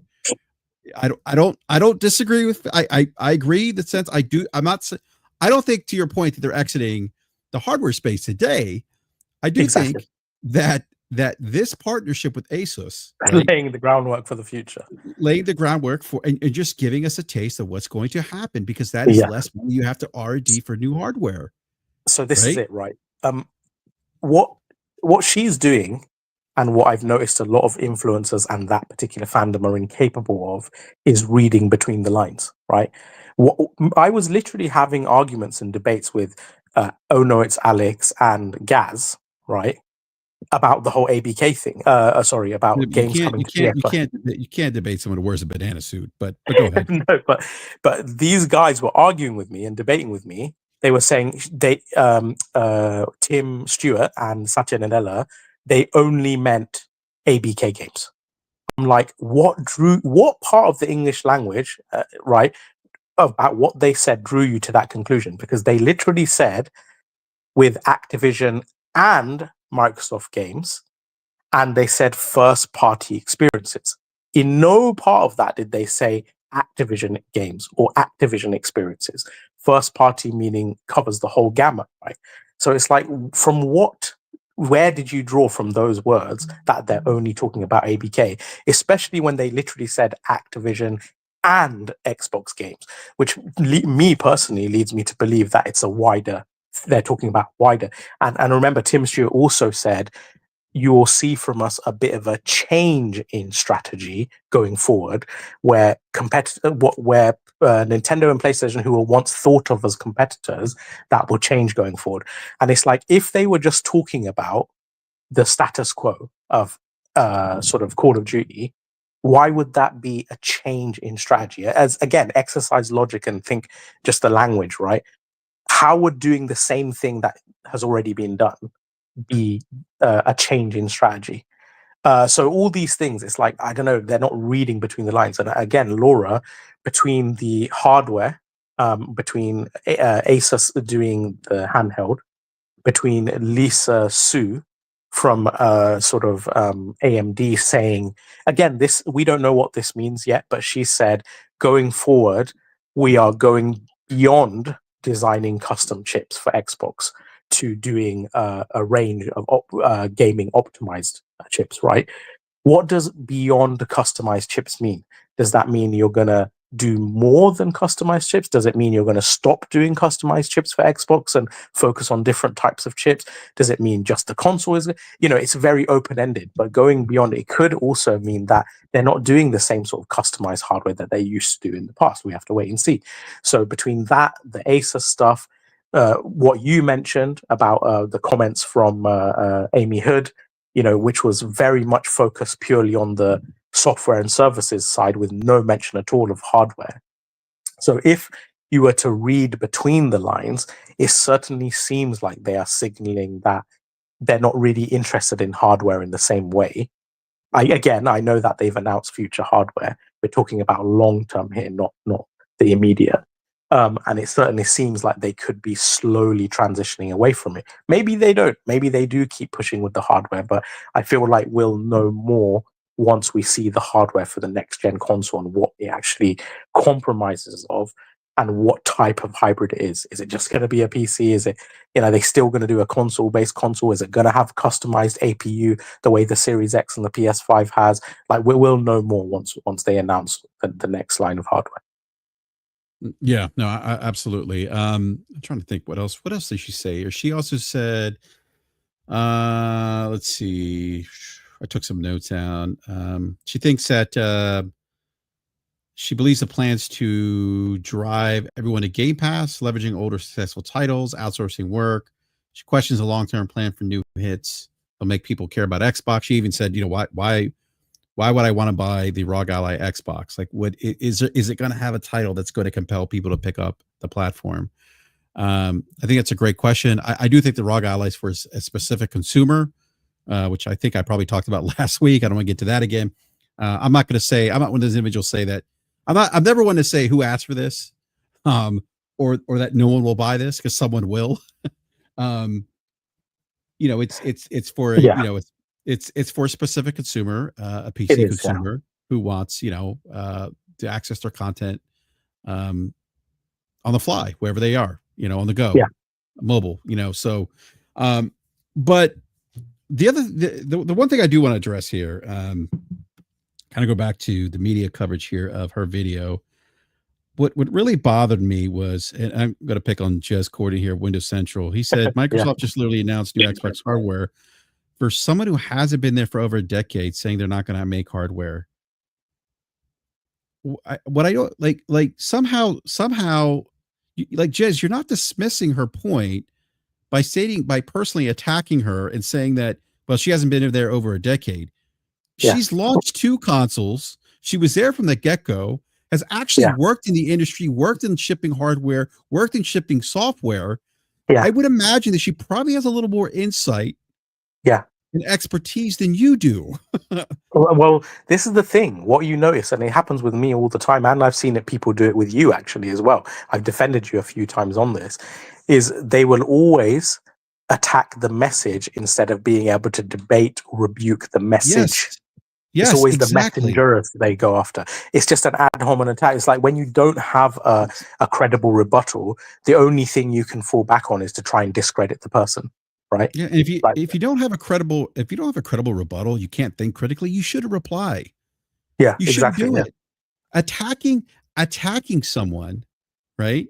Their credentials, calling them a clown, doing those kinds of things, does it makes you look like what it is, though? Makes you look ignorant. It is childish, but it is coming from a place of emotion, because here's the difference, right? He is a Windows and Xbox centric site. He's the executive producer, executive editor at that. But the thing is, if Xbox falls to the wayside, his own bread and butter gets affected, right? So this is the thing. He is deeply personally entangled in this. And if you notice with a lot of it, like, he's famous for that line, no, Xbox isn't porting their games over to PlayStation. It's more fanboy hopium. And 2 months later, they announced that they're bringing games to PlayStation. So, like, he'll always just say not always, but so much of the time he will just say what is good for Xbox or the brand. And the other thing too is, he says, I generally think some people just want to see Xbox fail. I've seen that comment quite a bit the last couple of days. And it's almost this victim mentality. Like, no, I mean, there are, sure. Are they fanboys that want Xbox to fail? Sure. There are actually people out here having very nuanced conversations about the Xbox strategy, right? And so that so I think it's worth considering, and I said this, it's worth considering the skepticism that people have about the platform's future based on Microsoft's own performance in the market, their own behavior, And look, Yeah. like So they're not where they are in the marketplace because they necessarily have executed well on their strategies. but you know what I would say to that, Yeah. right? Like, let's just give me an example of a person. Like, let's say Yeah. Paris or Jez, right? Whoever, either way, anyone, just bring them forward, right? It's like what I would. Let's go back to the history of the strategies that me and you have both pushed, and me and you both favor, right? What you'll notice is that every single one that you championed has led to either less revenue growth or a capitulation of their market share, right? So in every single instance, the thing that you championed has been worse off for Xbox, right? Yes, I know, right now they have record revenue, obviously, because they spent $84 billion. Like, that tends to happen when you spend that much money. But as I say, pre-ABK acquisition, or when you remove the revenue from ABK, if you look at the first 4 years of revenue growth after the new hardware was launched, Switch for Nintendo, Xbox Series S X for Xbox, and PS5 for PlayStation, revenue growth over the first 4 years after the new hardware launch, 60.5% for PlayStation. Funny enough, exactly 60.5% for Nintendo. And guess what? 2.5% for Xbox. And that's including Game Pass and obviously PC Day Date, so it didn't make a squat bit of diddly squat difference. But more than that, that was including ZeniMax. ZeniMax have a per annum revenue, recurring revenue, even without big new releases, of approximately 300 to 500 million. Now, if you remove that amount, that means Xbox, the first 4 years of their new generation, actually made a revenue loss, a revenue growth reduction, right? So it's like the strategies that you guys have employed. You said day date PC was going to make a difference. Hundreds of millions of PC gamers. Are they buying the Xbox games? No, they're not. Has it made a drastic difference to the revenue? No, it did not. Did Game Pass? No, it did not. Because even though there's X amount of Game Pass subscribers, the problem is it's led to cannibalization of sales. So it's essentially you're just offsetting revenue. You're making more revenue in the subscription, but you're losing revenue on the retail sales side and obviously digital as well. So all these things have to be considered. And what I would say to that is, me, you, Laura, the kind of strategies we want Xbox to employ, we want them to, well, I know it's too late now, but that we wanted them to focus on, which they should have done a long time ago. Those, funny enough, were the things that made them successful in the past. And that would have, I believe, made them more successful today. Instead, they kept pivoting to the things that those guys were championing to their detriment. And now we are where we are today with Xbox. It's interesting. I was thinking about her perspective too, and I don't know. I get the sense that some of the conversation around Xbox, at least, for people who probably don't or weren't in the ecosystem 25 years ago with the original Xbox, the Xbox 360, and what I do know is like those generations worked. They actually outsold Nintendo the first generation they had that they launched a console. They outsold the GameCube. Microsoft did. Okay. Yeah, correct. The Xbox 360 was outselling the PlayStation 3 and was considered neck and neck pretty much. Yeah, very successful. Okay. Yeah. They had Sony on the ropes. Yeah. But they did it. But here's the thing I can go back and point to with Microsoft then. Clear, concise messaging, execution of that messaging, right? But the focal point was always games, and really good games. And if you don't believe me, look at Halo, Ninja Gaiden. I'm going to the OG Xbox games. We want to talk about like the implementation of or discussion of strategies, right? Brand differentiators in the market for Xbox at the time. Yeah. Oh, we have this built-in hard drive. And guess what you can do with it? This was secondary, right? It wasn't, oh, you can rip games to your hard drive. Oh, and we're going to bring games. No, it was like, hey, here's this game Halo you need to check out. Yeah. And Halo was, oh my gosh, like just this great looking game. Sony didn't have anything that looked like that. Nintendo didn't have anything that looked like that. And then on top of that, you get this, you get the icing on the cake. You get, hey, by the way, we have this built-in hard drive that allows you to rip music to your Xbox that you can utilize for custom soundtracks while you're playing video games. So when I'm buying, when I'm going out and purchase GTA San Andreas, and I'm considering the PlayStation version or the Xbox version, you know which version I went with? I went with the version that allows me, because guess what? I can ride around with a customized soundtrack in San Andreas because of the Xbox hard drive. I would say even more than that. Like, let's look at the 360 gen, right? Let's look at the game that she was the executive producer on. It was a third-party exclusive, right?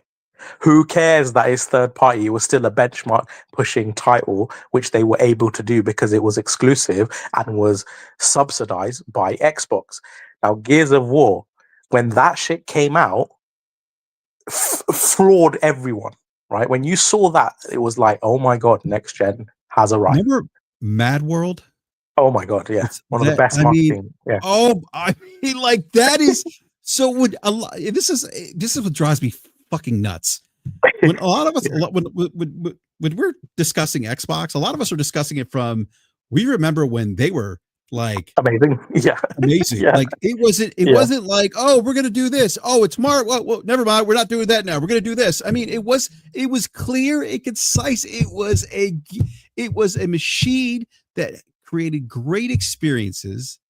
And let me tell you something about the original Xbox. Back to the hard drive, because I always like bringing this point up. The original Xbox, and I remember them talking about Xbox before it launched, the original Xbox. And I remember like reading about it, and I'm like, built-in hard drive? It can do what? It can do this. It can, oh, wait a minute. It's like a PC. It's based on an Intel processor. Oh, they're coming out with this thing called Xbox Live that's basically building upon the foundation of Sega. Wait a minute. Oh, the Sega Dreamcast. It's got broadband. It's got an Ethernet port. But here's the thing, though. With each of those ideas, they executed in the delivery of software that took advantage of those feature sets, and and so it wasn't just they just weren't talking about things; they were executing all those things. And I just feel like there's been a lack of execution. There's been a consistent pivot, a muddy messaging, and you didn't get that back then. It was exactly. I would say, you know, like the 360, right?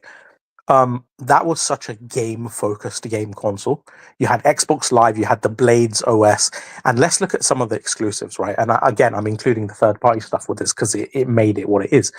You had, Gears of War franchise. You had Fable 2. You had Bioshock. You had Mass Effect. You had Oblivion, timed exclusive.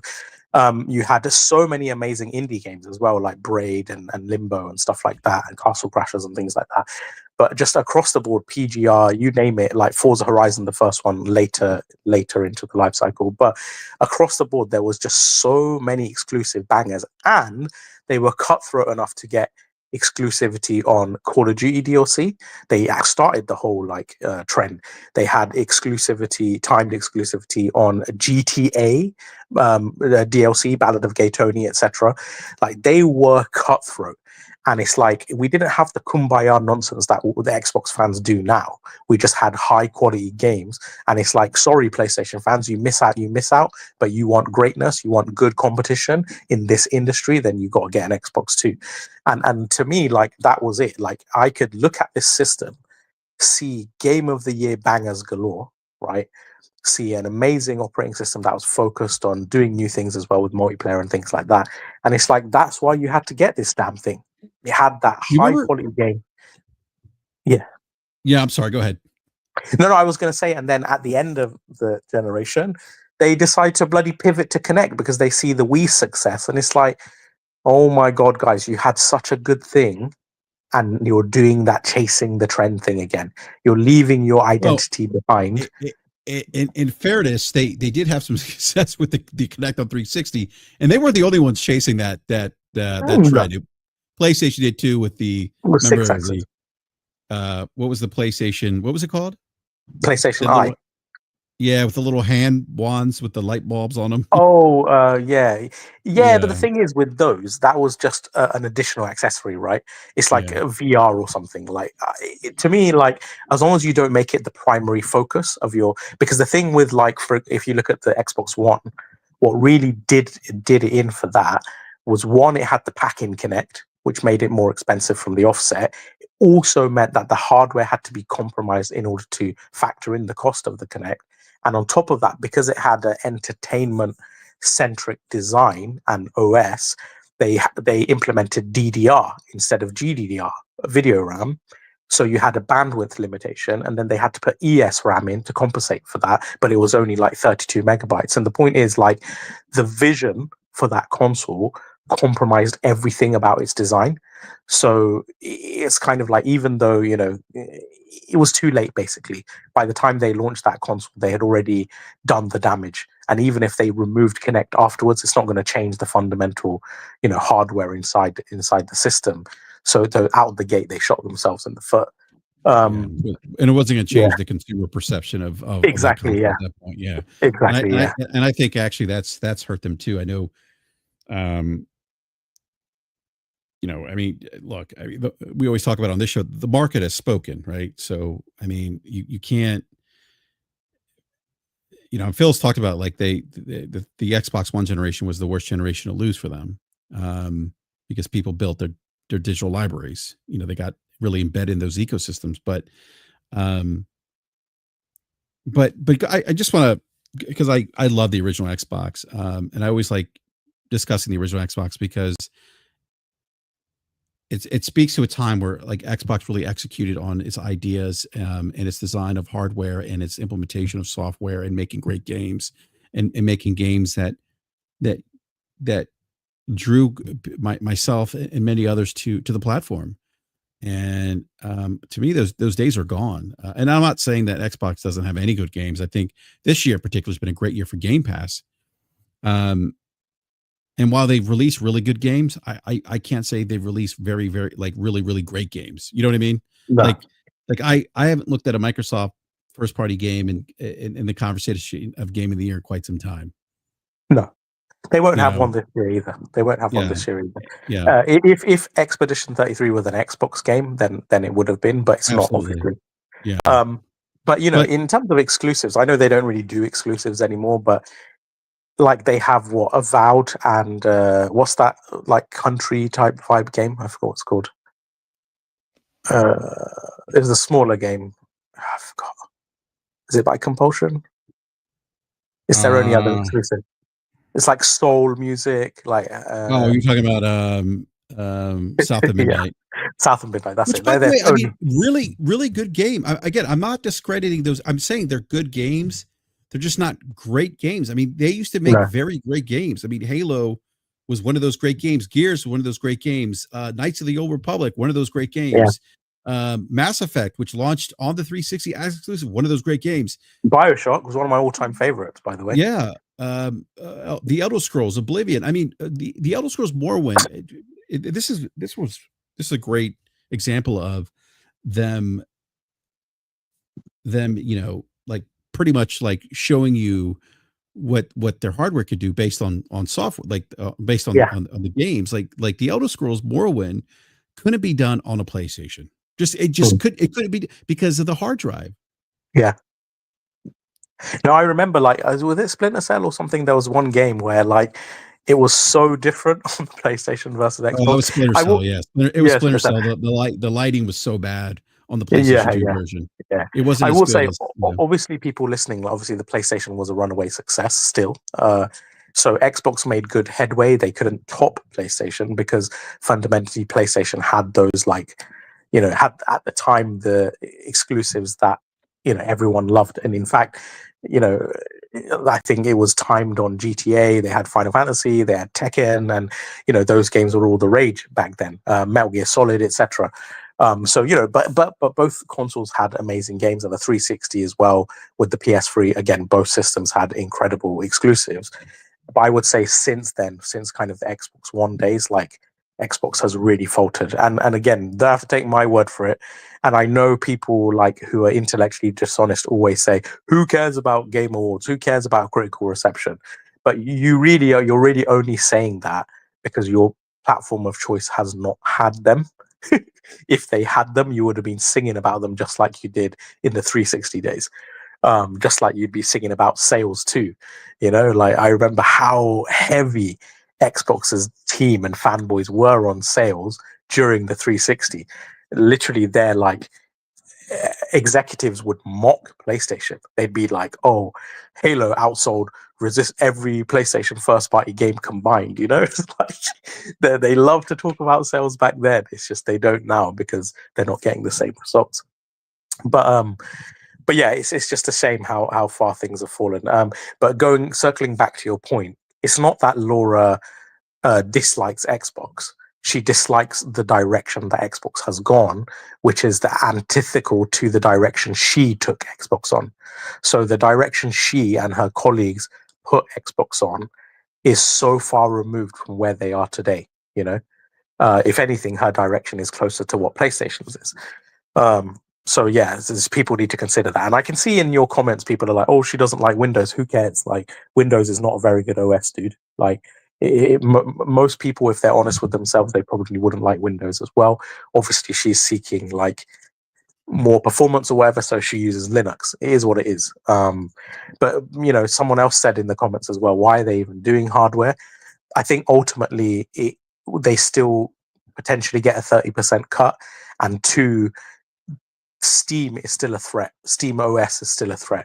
So they need to try and maintain a device or hardware where it can be sort of a Windows-based operating system front and center, so that Steam do not take too much of that mind share and market share away from Windows or from Microsoft. Yeah, no, I don't disagree, Nib, with with your point about Steam, considering the success they've had with the Steam Deck. Yeah, yeah, exactly. Because it could potentially be encroaching. I want to address something in the chat. Bulwer Country, he says, "You're talking about PS2, right? There are certain games that require hard drive on a PS2. That, right?" Bulwer, I'm speaking specifically to the Elder Scrolls Morrowind. Bethesda's been on record like 20 something years ago discussing that, and it just wasn't the. I know I said the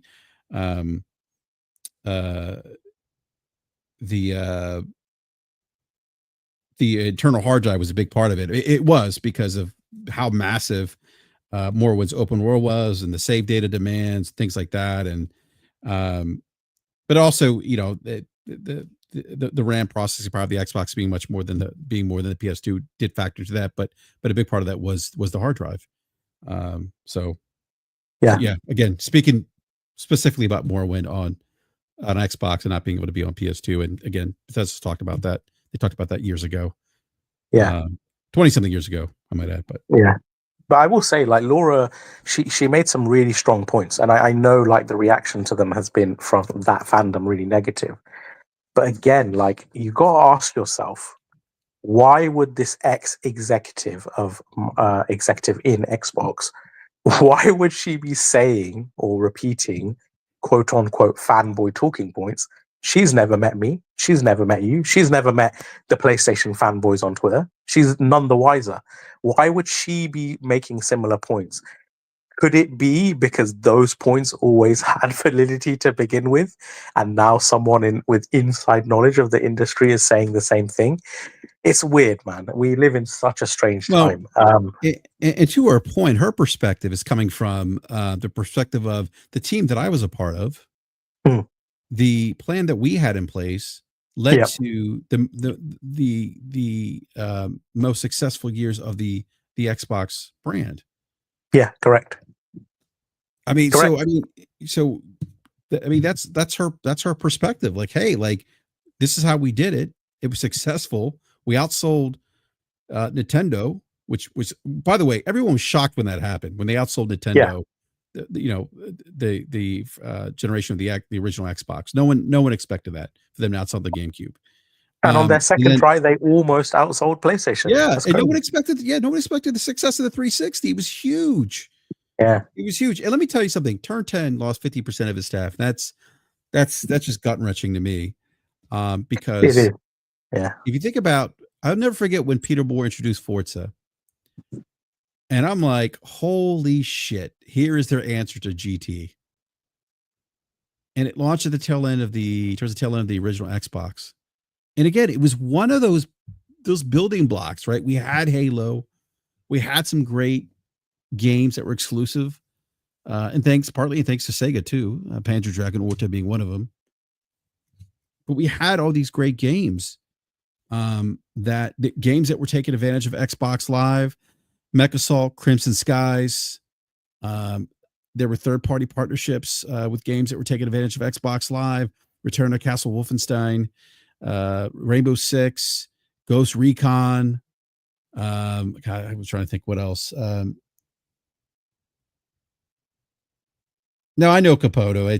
Motorsport didn't sell well, but it's but again, at that time to see, no, it sold well enough. It sold well enough.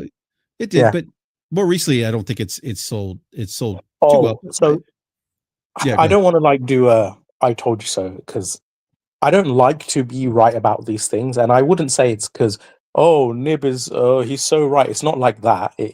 All it is I'm just a messenger, right? I'm just a messenger of data. It's not because I'm right. It's just the data that I shared happens to be factual, right? So I was able to foresee certain things not because I'm smart or anything, but just because I had the data to be informed.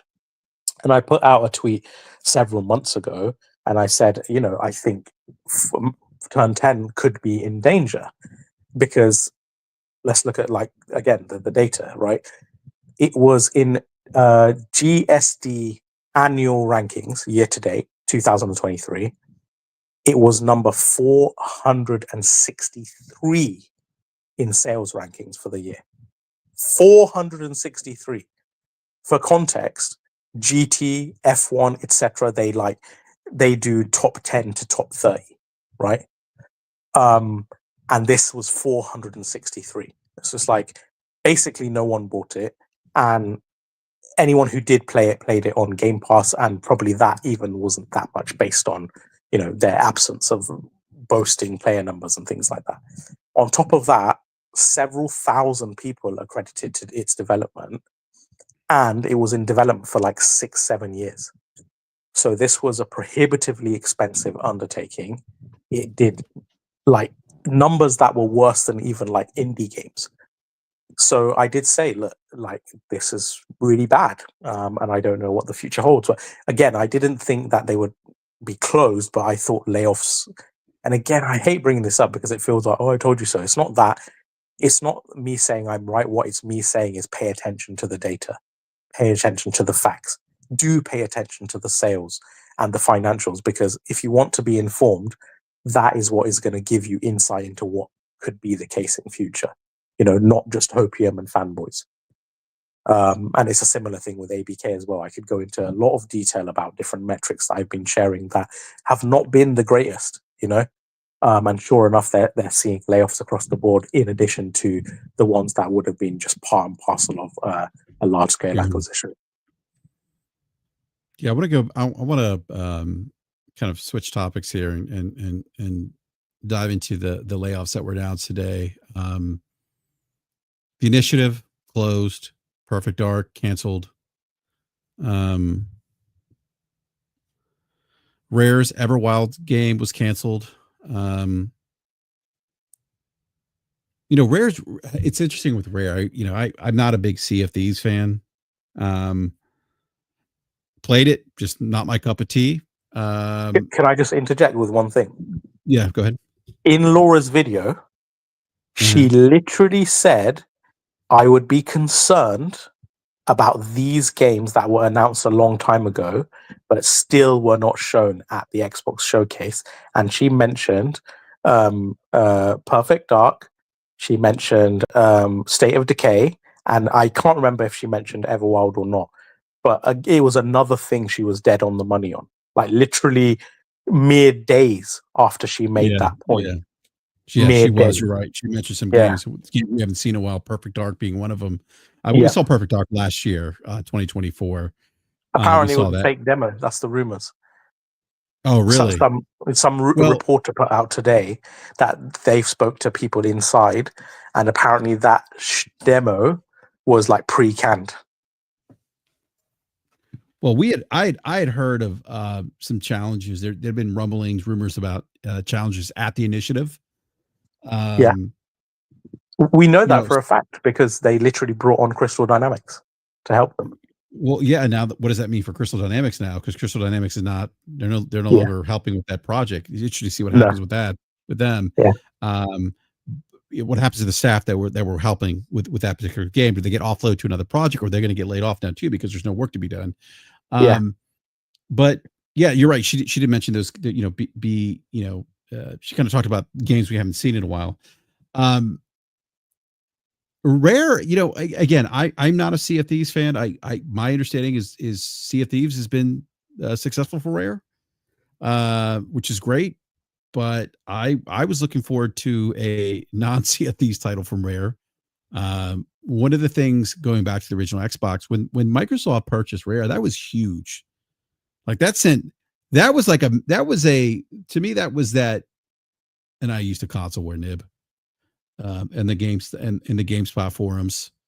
I was very much pro Xbox back then. This is 25 years ago, so BRAP was still in his 20s. I was still in my 20s.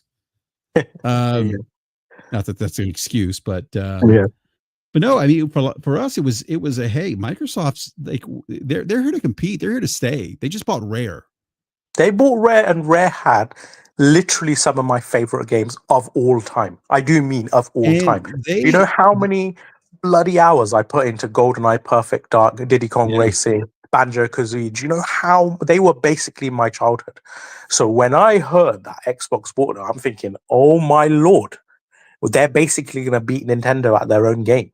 Like they're going to have, oh, what a waste. I don't even want to get into it. It actually annoys me. And then also another one, Lionhead Studios. Do you know how many bloody hours I have in Black and White? It's all I played for a large period of my time, like of my life. It's literally I was absolutely obsessed with that game. And then what did Lionhead do at Xbox? It's like, I don't know. They have these like insane, pedigree studios, and then they like do nothing with them. It's so weird. It's like, and then I'm supposed to be a fanboy for calling that out. It's so weird. And after buying Rare, they wasted no time releasing some of the beloved Rare games. Conquer Live and Reloaded, Banjo Kazooie. I mean, it was a great time to be on the Xbox. But anyhow, so what else were you were saying something else about? Even that though, right? Like, Yeah. okay, so you own this IP Banjo Kazooie, incredible platformer, critically acclaimed, right? Instead of doing Banjo like an actual Banjo sequel or even a remake, why do you do nuts and bolts? Like, I just do not understand it. Like, what the hell? Who wanted this building thing? Everyone wants just another Banjo Kazooie. And the thing is, like, even now, even in modern times, like, look at the success of Spyro, 5 million sales. Look at Crash, I think it's like 7 million or something like that. So clearly there is an appetite for those older classic games. You're telling me that you don't think there's an appetite for Banjo Kazooie, and instead of Banjo Kazooie, you do Viva Pinata and nuts and bolts. Don't get me wrong, I actually enjoyed Viva Pinata, but I know it was Viva Pinata was actually a pretty good game. I enjoyed it a lot. I enjoyed it a lot. I know it wasn't like a sales success, but me personally, I had a lot of fun with that game. But nuts and bolts, I'm just like, bloody hell, what a waste! Like, what are you guys doing? Like, what's going on over there? Yeah, so I want to yeah. So I want to talk about we talk about the layoffs now. Just talked about the closure of not NX, I'm sorry, of the initiative. There's layoffs at Bethesda was working, ZeniMax Online Studios is working on another MMO that got canceled. There are reports of a few layoffs, not many. Like I think a few too many. Even if it's a low number, to me that's still too many. But if you over at 343i. So let me ask you something here, Nib. What do you think? And I know we talked about it a little bit. I will say, BRAP, I Yeah, think there's probably a lot more layoffs than people realize. It's just the information is coming out very slow. It's probably coordinated so that it doesn't cause so much of like a commotion. Yeah, but as far as I know, in addition to the ones you've said, there's layoffs at ZeniMax. There's layoffs at Raven Software, Sledgehammer Games, High Moon, King, Turn 10. Obviously, Initiative's closed.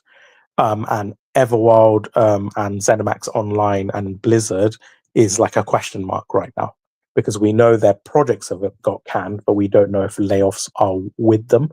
It hasn't been revealed yet.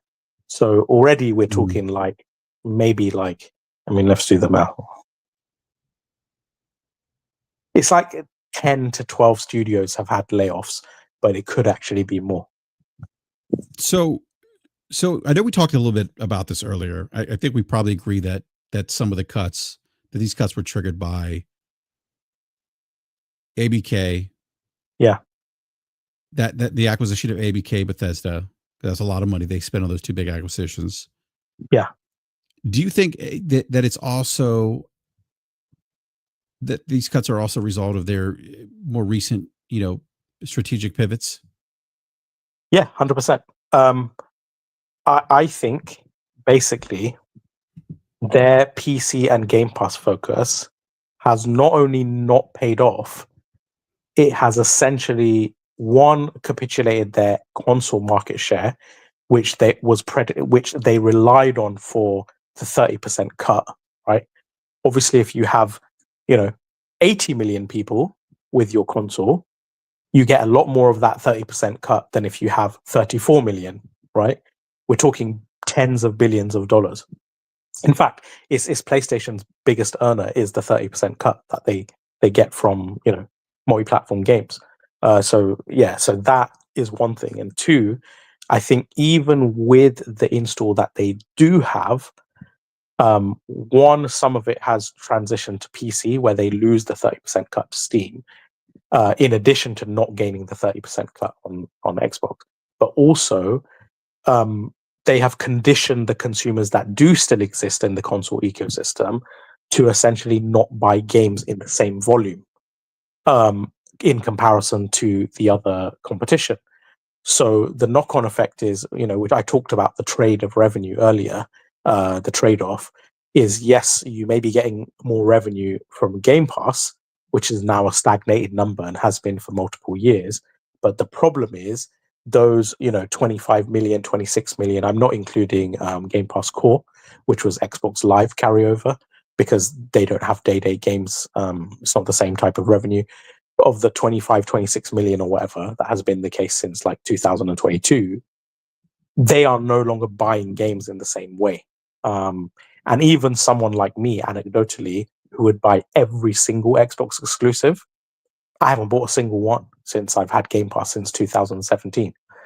There's just no need. It's on Game Pass. And I didn't even pay the full price for Game Pass. I paid like 40, 50 pounds for it per annum using the Xbox Live Gold trick and buying the subscription on CD keys. So yeah, I mean, we're talking about someone who would have spent tens of thousands or thousands of dollars, who myself has now only spent a few hundred. And I think that is essentially the case in a lot of avenues for Xbox. And the reason I say that is, how can you have stagnated growth when you start doing day-date games on PC and you have Game Pass? Just the added sales from PC alone should have increased growth, and yet we're stagnated in growth revenue, which tells me that anything they added through PC was offset by the capitulated console sales.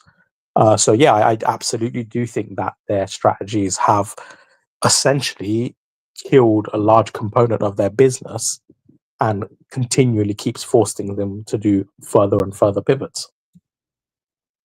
Yeah. So you think it's again byproduct of their strategic shifts, loss of certain areas of the business have been impacted, right? 100%, yeah, negatively, which is require them to reshift their priorities, and then obviously that's going to trickle down to headcount, right?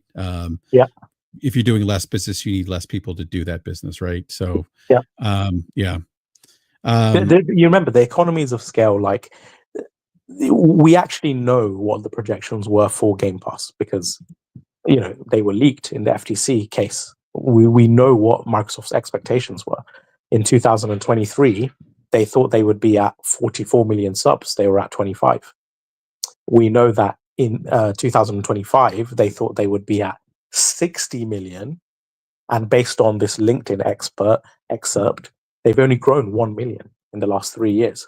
So it's like, that they're so way off. And when you put all your eggs in that basket, if they were at 60 million today, we'd be having a different conversation. Because 60 million subscriptions worth of revenue, it compounds. Imagine the revenue from 60 million people. It would be a whole different kettle of fish. That way you can afford to lose, retail sales because you have so many more subscribers. But the problem is they didn't gain a mass market of subscribers like they thought they would with putting it on Samsung TV and Fire Stick and everything else. Billions of people have access to Game Pass. It didn't even change.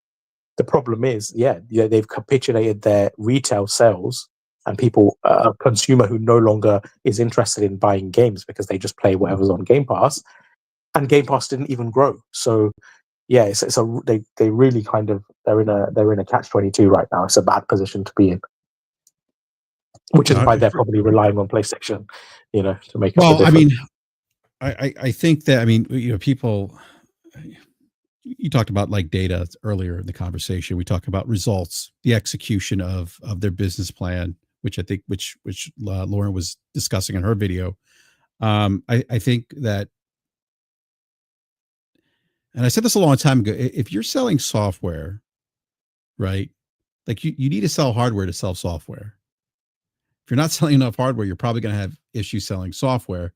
But on top of that, if you introduce a subscription service, then now it's going to cannibalize some of your software sales. And that subscription model doesn't pan out the way you think it is, meaning that you're going to make up that revenue difference and loss of retail sales to that reoccurring subscription model. That doesn't happen. You're in a tough position. And then that, I think, is why we see that pivot of the first party games coming to PlayStation, Nintendo now, and why they are essentially. And Christopher Dring had a very interesting article about this today, and I agree with him. I sent a text message to Lord Cognito earlier, and I said to him, I said, the Xbox that I knew and love is no longer that Xbox, and I really believe that the Xbox that we were a part of 25 years ago is no longer that Xbox. It's gone. Yeah. To me, I look at them as a third party publisher. I don't look at them as someone who's going to innovate on hardware to make games that take advantage of that hardware. I think those days are gone. To me, they're a third party publisher, and that is not, by the way, that is not a Microsoft is bad, Xbox is bad. That is, they are essentially have changed their business model. They're more focused on publishing big titles on multiple platforms. Yes, they do still make hardware, although I do think they probably will exit out of making first party hardware at some point, based on some of the things we said earlier in the show. But I think that Xbox, to Christopher Drink's point, I think that Xbox is gone. As a fan, as someone who spent so much time in the Xbox ecosystem, not a fan, but just a consumer, as a consumer in the Xbox ecosystem, someone who took part in being part of the Xbox Live beta program. It's sad, honestly. It's sad. Yeah, it's just like I do mean it. It's genuinely sad. Yeah, like that's the Xbox I wanted. I've always wanted. Just make great games. Make great games. Make great hardware. I don't care about like the Play Anywhere stuff. That's fine. I don't give a rat's ass about any of that stuff. In fact, I'm going to be honest with you. I think the whole like kumbaya, be anywhere, more gamers can. I think that's antithetical to quality. Like my thing is like, and developers have told us this for literally 3 decades, by the way. So it's not like I'm saying something that's some big surprise. Literally, the developers tell us this themselves, including Xbox developers, that working on one piece of hardware with an exclusive is more conducive to better results in tech and quality. Obviously, because you're not spread thinner across multiple platforms doing porting work instead of content curation and polishing. Like, it's just basic things. Like, I always try and give people like an analogy, right? It's not that, like, okay, say I give you £20 to buy ingredients, right? And I give you 20 minutes of cooking time. And I say to you, BRAP, make me one bomb ass burger, the best burger you can possibly make. Spend your £20 however you want, spend your 20 minutes however you want, right? You got 20 quid. You're probably going to buy Wagyu. You're probably going to buy, specialty, ingredients and onions and all the rest of it, like special kind of cheese, you name it, top notch brioche, right? You got £20 to make the best burger you can. Then I say to you with the same line of thinking, now you got the same £20 and the same 20 minutes, but this time I want you to make me 6 burgers or 5 burgers, however many platforms there are. Obviously, the chances of that burger being as good as the one burger are going to be much slimmer because your £20 is spread much thinner and your time is spread much thinner. Instead of focusing on one bomb-ass burger, you've got to focus on 5. And it doesn't mean a great chef couldn't make 5 great burgers in 20 minutes with £20. But that same chef could make an even better burger with the same £20 and 20 minutes. And the same basic principle applies to game design, right? Like, same budget, same time. Obviously, working on one platform is more conducive to quality, which we saw historically from Xbox's own output, and that we see again in all the statistics of exclusives, and how they perform in Game of the Year awards, in tech awards, and all the rest of it. Relative to the very, very tiny number of releases that actually make up. Yeah, I personally don't want to see a commoditization of games. I understand that could lead to, expanded access of games to consumers. But I think there's a catch-22 to that, potentially catch-22 that I genuinely you could impact. The only thing I care about, yeah, the only thing I care about is that I spent how much was it? £430 on my Series X. The only thing I care about is not whether PS5 owners can play my Series X games or PC gamers. The only thing I care about is that I get the maximum quality and the best games possible for the money that I've spent on that hardware. And to the whole like, oh, we shouldn't have to buy other hardware to play games. Why not? That's better for competition. It's literally better in the long run. The monopolization that PlayStation is about to have on high performance console gaming, and Nintendo potentially in the portable side. By the way, I'm not happy about that, Nib. No, I'm not happy about that. I don't want to see a space where PlayStation's the only player. We're going to get raked up the ass. Trust me. I mean, Sony. Yeah. Sony. I mean, they're the same company that told us to get a second job. Exactly. I don't like. I see people like have. Oh, well, they're not going to raise prices. Bullshit. Why would they raise prices? That's why people think I'm celebrating Xbox's demise. Trust me, I'm not. All I've been pushing for all this time is for a stronger Xbox. The thing is, these people don't realize the things that they've been pushing are the things that have resulted in a weaker Xbox.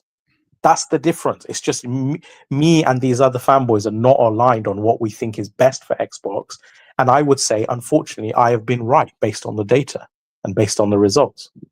And I take no pride in saying that, by the way, because we're in a much shittier position now, not just with the layoffs and the human cost, but with PlayStation having like a dominance, Xbox going third, we basically are in a position where going forward, we're going to have less competition in the market. And anyone who knows business knows the less competition there is for someone, the more they could take advantage of consumers. Yeah, less and less incentive to innovate and put out good products too when you're the only player in the space. Yeah, exactly. Yeah. So, so I mean, I've been also thinking too, Dib, like the canceled games, studio closures. Like how does this reshape the roadmap for Xbox now? Because I was thinking about this earlier. I'm not because they do have some small. They've released some smaller titles. South of Midnight being one of them. There's the Clockwork Revolution title from NXL that's coming out, which I think looks great. But I wonder in the future if they're going to just focus on. I mean, I still think maybe we'll get smaller titles like AA titles that feel AAA ish. But I don't think we're going to get new AAA titles from them. I think in terms of AAA, I think the focus for them, and I could be wrong. I think the focus is going to be on the big revenue earners, because why not? You spent all the money on COD. You own Minecraft. You have Bethesda. I mean, I think at that point it's like those are our cash cows, and we're just going to we're going to milk those cows for what they're worth. I don't see them taking. Yeah, sorry, go ahead.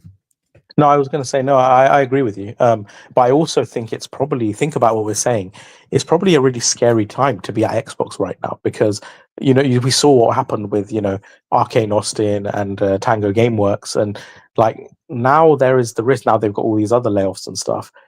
If your game doesn't deliver, like you're potentially on the chopping block, because this is frugal Microsoft right now. This isn't, this isn't what the fanboys said, war chest Microsoft. No, they will cut and fat trim as soon as the product does not deliver. So I don't know, man. It's a tumultuous time right now. Yeah, I mean, it is. Yeah, it's just an interesting time, right? I mean, I don't. Again, like I think about what Christopher Drink said, just not the Xbox that I loved. Loved as a consumer. People say, you BRAP loved Xbox, haha. No, I love them as a consumer because of the great gaming experiences they provided. I am. Yeah, there's a lot I don't say, right? There's a lot. I've kind of been giving musings of where my thoughts are, but I will say I do not have a very positive outlook going forward. I started laying. I'm sorry. I was just about to ask you what you think this means for consumer confidence. You're a consumer. Yeah. So for you, what is this? I mean, go ahead, finish your thought, because I think that goes into consumer confidence. Yeah, I mean, well, okay, let's go into that. So on the results side, basically, it's kind of Starfield all over again with Call of Duty. Call of Duty is like the last hurrah. I mean, literally, like arguably the most popular annualized franchise in the world, right? If that cannot make the difference to Game Pass, nothing can. Let's be real, right? And it's actually even more detrimental because now you have a massive reduction in sales, physical retail sales, because of Game Pass. We already know from the data. Again, I'm literally giving you facts, not estimations, facts from GST and Sakana. 67% less sales of the Xbox version of Black Ops, the new Black Ops, right? Because it was on Game Pass. Last year, 82% of all Black Ops sales were on PlayStation platform, right? Up from, it was something like 50-something% the previous year, right? It may have even been less, may have even been 40-something. So we already know that there's been a dramatic number of people who no longer buy the game and just play on Game Pass, myself included. So the business side of things is rocky because you've just spent, nearly 80 billion or 74 billion or whatever it is on this acquisition, and now you're losing the retail side. Your player numbers are dropping fast. In fact, 2025 player numbers for for Call of Duty are lower than the previous years, right? Despite the game being on Game Pass. That's really scary. And that could have really detrimental ramifications going forward for ABK and for Call of Duty Studios. Obviously, today they announced Call of Duty Studio layoffs. Again, like it all ties in. I'm not some clairvoyance. It's just because the data was telling me something. So the business side of things is really turbulent, I would say, unless they can suddenly turn things around with like marketing or whatever. On the consumer side, I think really detrimental, because the problem is all products need identity and need consumer confidence, right? If you buy an Xbox today, you don't actually know what you'll get, right? In the sense that the Xbox brand is constantly pivoting and changing focus and changing strategy and changing dynamic or whatever. You may have bought the Series X thinking it's going to have great exclusives or whatever, this that, and now like they're doing more of a PC focus, more of a Game Pass focus. Their next system is actually a PC handheld. It doesn't even play your console games. And again, all these things, it's like you're thinking as a consumer, hold on, what's all this complicated shit?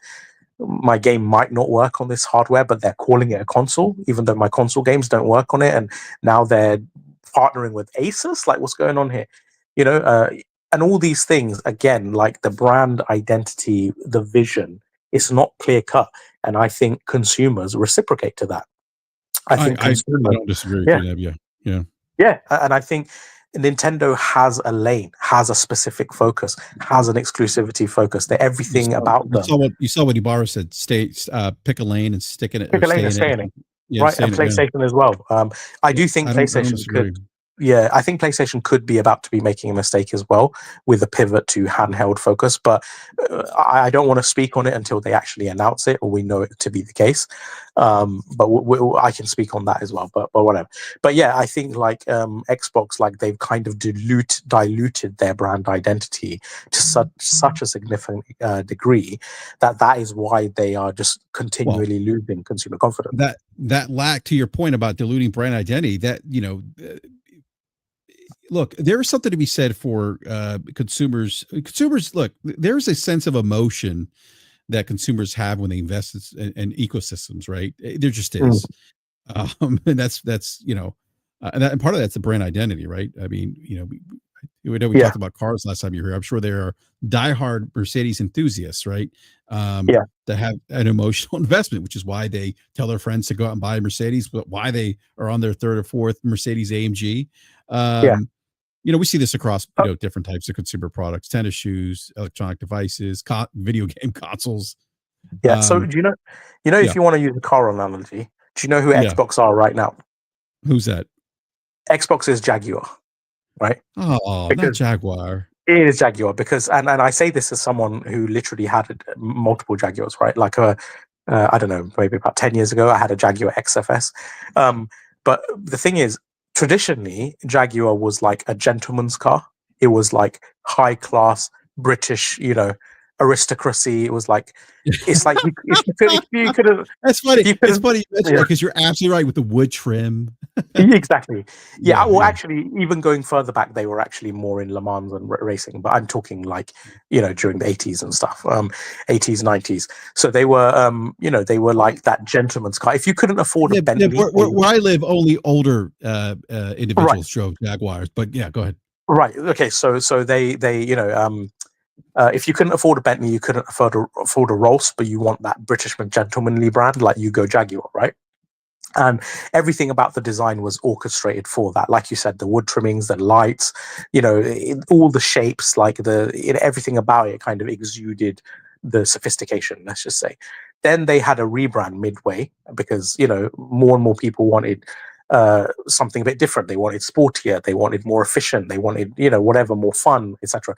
So they redesign, and they go with like a more modern design.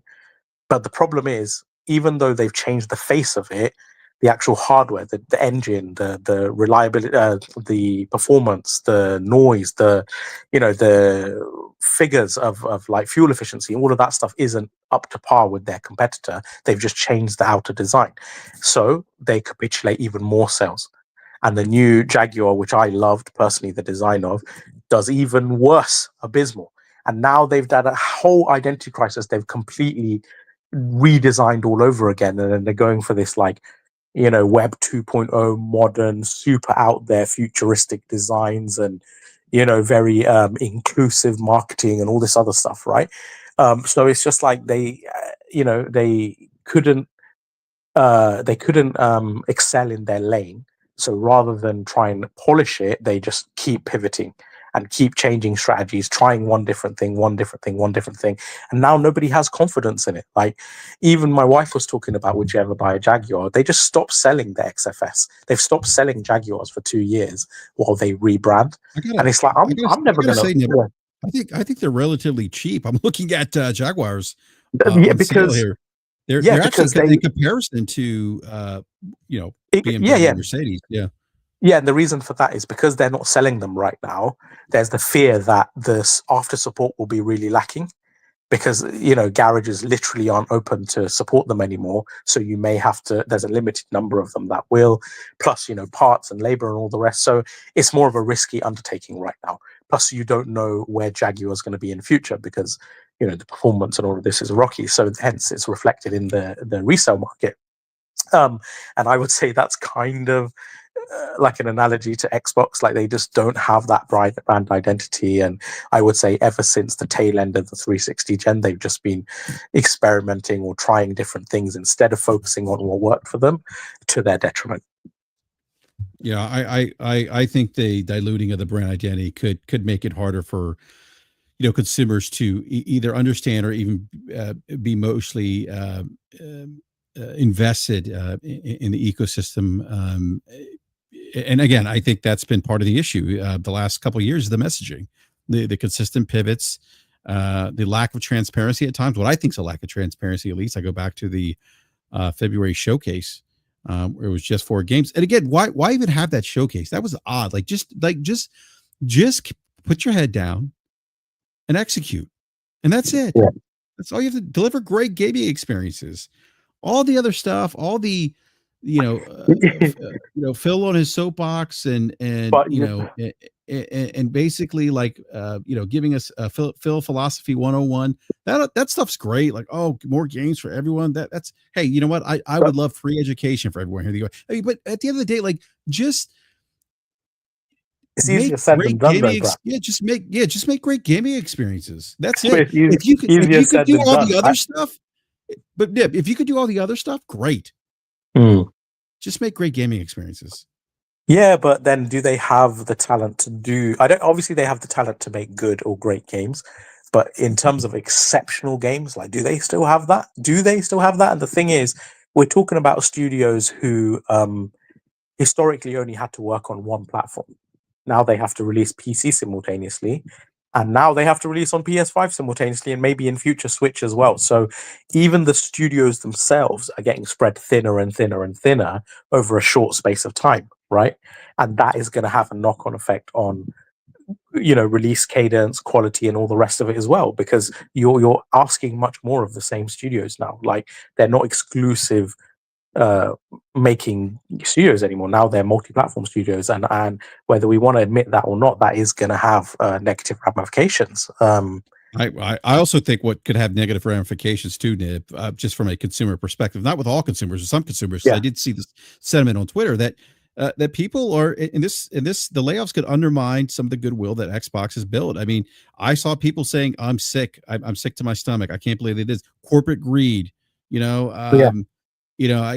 record revenues, and someone posted an image of their current stock value right now. And we're like, just corporate greed, tired of it. Like, and these are people who on Twitter are but the only thing I would say to that is, businesses do not operate like that. Just because Microsoft is making money in cloud or Windows or some other thing, doesn't mean they're going to be happy with losing money on another thing or it not absolutely being. No. So I get it. I get the anger and stuff, like, oh, your record profits, but they're making record profits from an entirely different sector. So that is kind of irrelevant to Xbox. What we need to know is what profit is Xbox making? Are they even making a profit?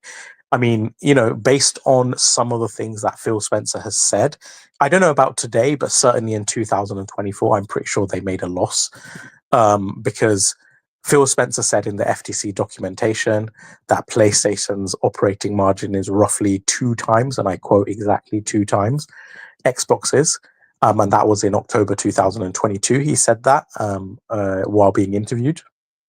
And after that, the acquisition went through, and Xbox, according to their financials, over the 4 quarters since they owned ABK, they made a further 1.8 billion in additional losses. Most of it was acquisition related and overlap and things like that.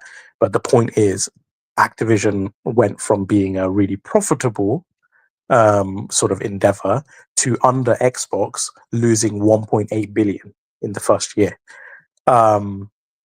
So if we do the maths with what Phil Spencer said, and we look at PlayStation's profit at the time, if you were to deduct 1.8 billion, you're going to be in a loss.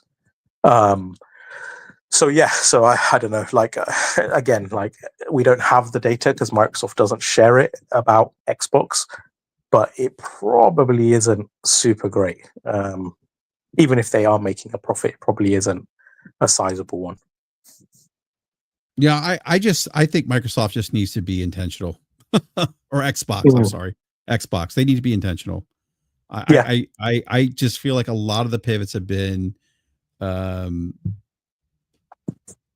just reacting to whatever circumstances they are in the marketplace. And I get it. I get it. Like, companies are going to make pivots because they want to do better, but those pivots just don't seem like they personally don't resonate with me. I'm sure they resonate with other consumers, but part of the reason why it doesn't resonate with me, because it just doesn't seem clear to me. And I know people are saying, how can you not, how do you know it's not, how can you say that? We know what the ROG ally is. I get that, but you need to understand something. I'm coming from the lens perspective of somebody that's looked at Xbox, as associated Xbox with the home console. Yeah, exactly. I think most consumers do, although that may not be the case in future.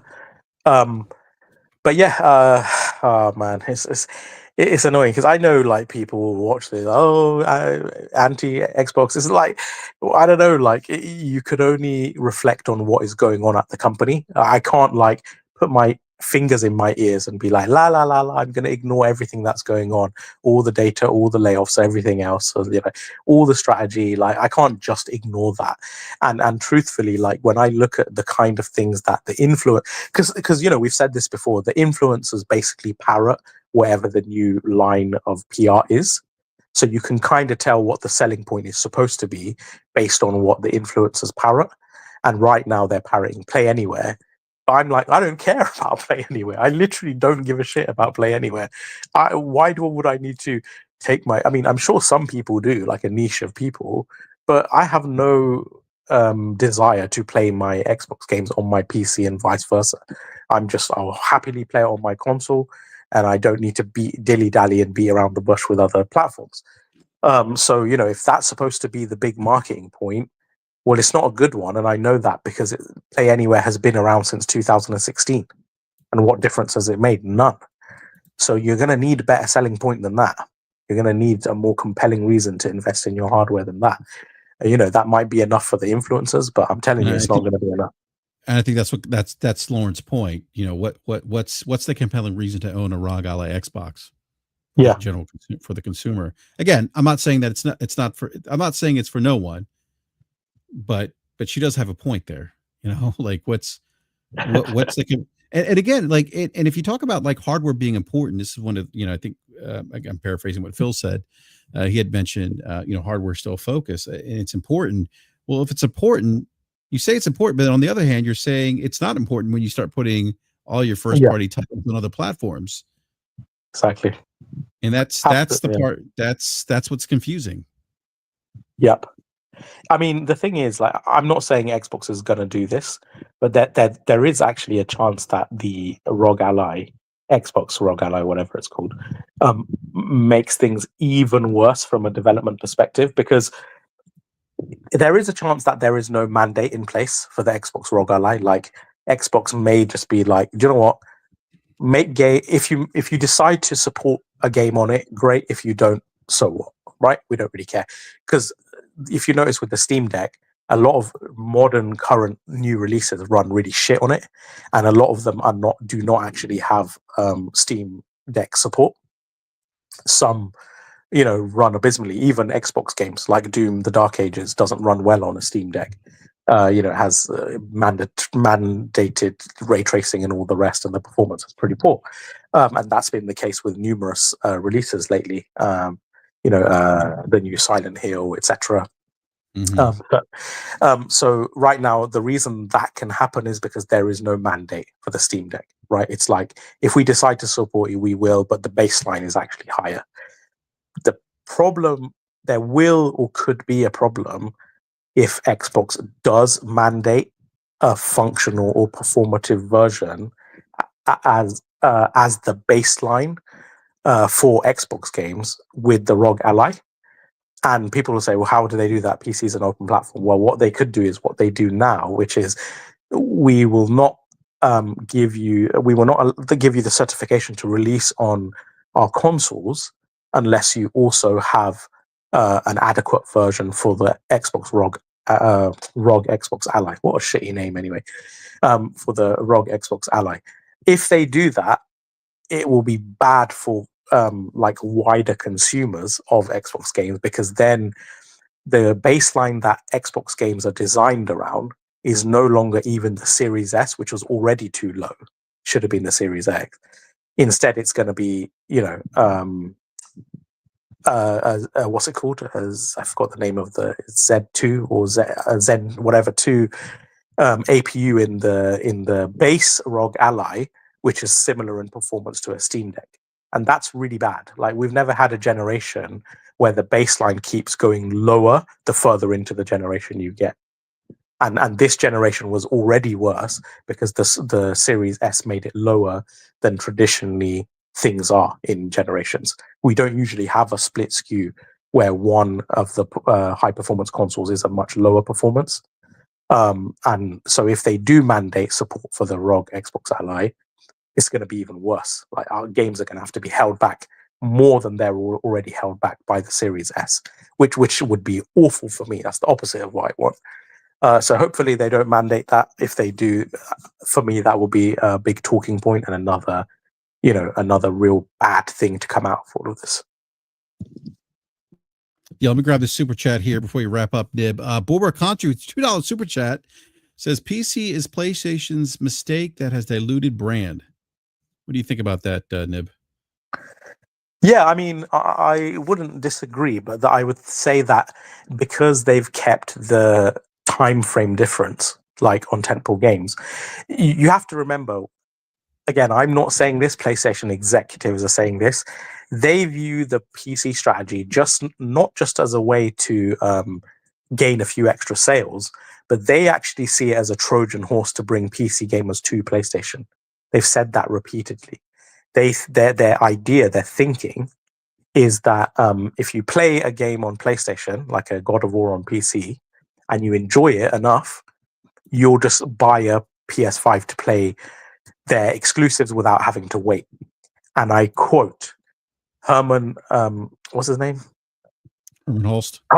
Herman Holst, yeah. He said that strategy is going well so far.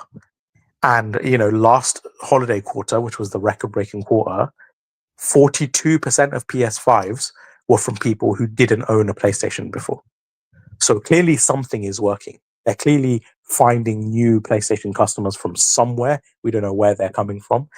So yes, maybe they did dilute the brand, on the surface level. But I think strategically, it hasn't led to the same thing as with Xbox, where PlayStation guys are transitioning over to PC. I don't think that has necessarily happened. And if we are to believe the executives at PlayStation, the opposite is happening. PC gamers are dipping into PlayStation as a secondary console or device or whatever in order to play PlayStation games. And there's more evidence that points to that being the case, because as I've said before, PlayStation games on PlayStation will sell 10, 15, 20 million copies, and then they'll go to PC and sell 1 million or 1.6 million, which is obviously a massive difference from the 15, 20 million they sold on PlayStation, which tells you that one, either PC gamers are not interested in those games, which I kind of doubt because they're high quality games, or two, a lot of the gamers who were interested in it already played it on PlayStation, which I think is probably the more likely outcome.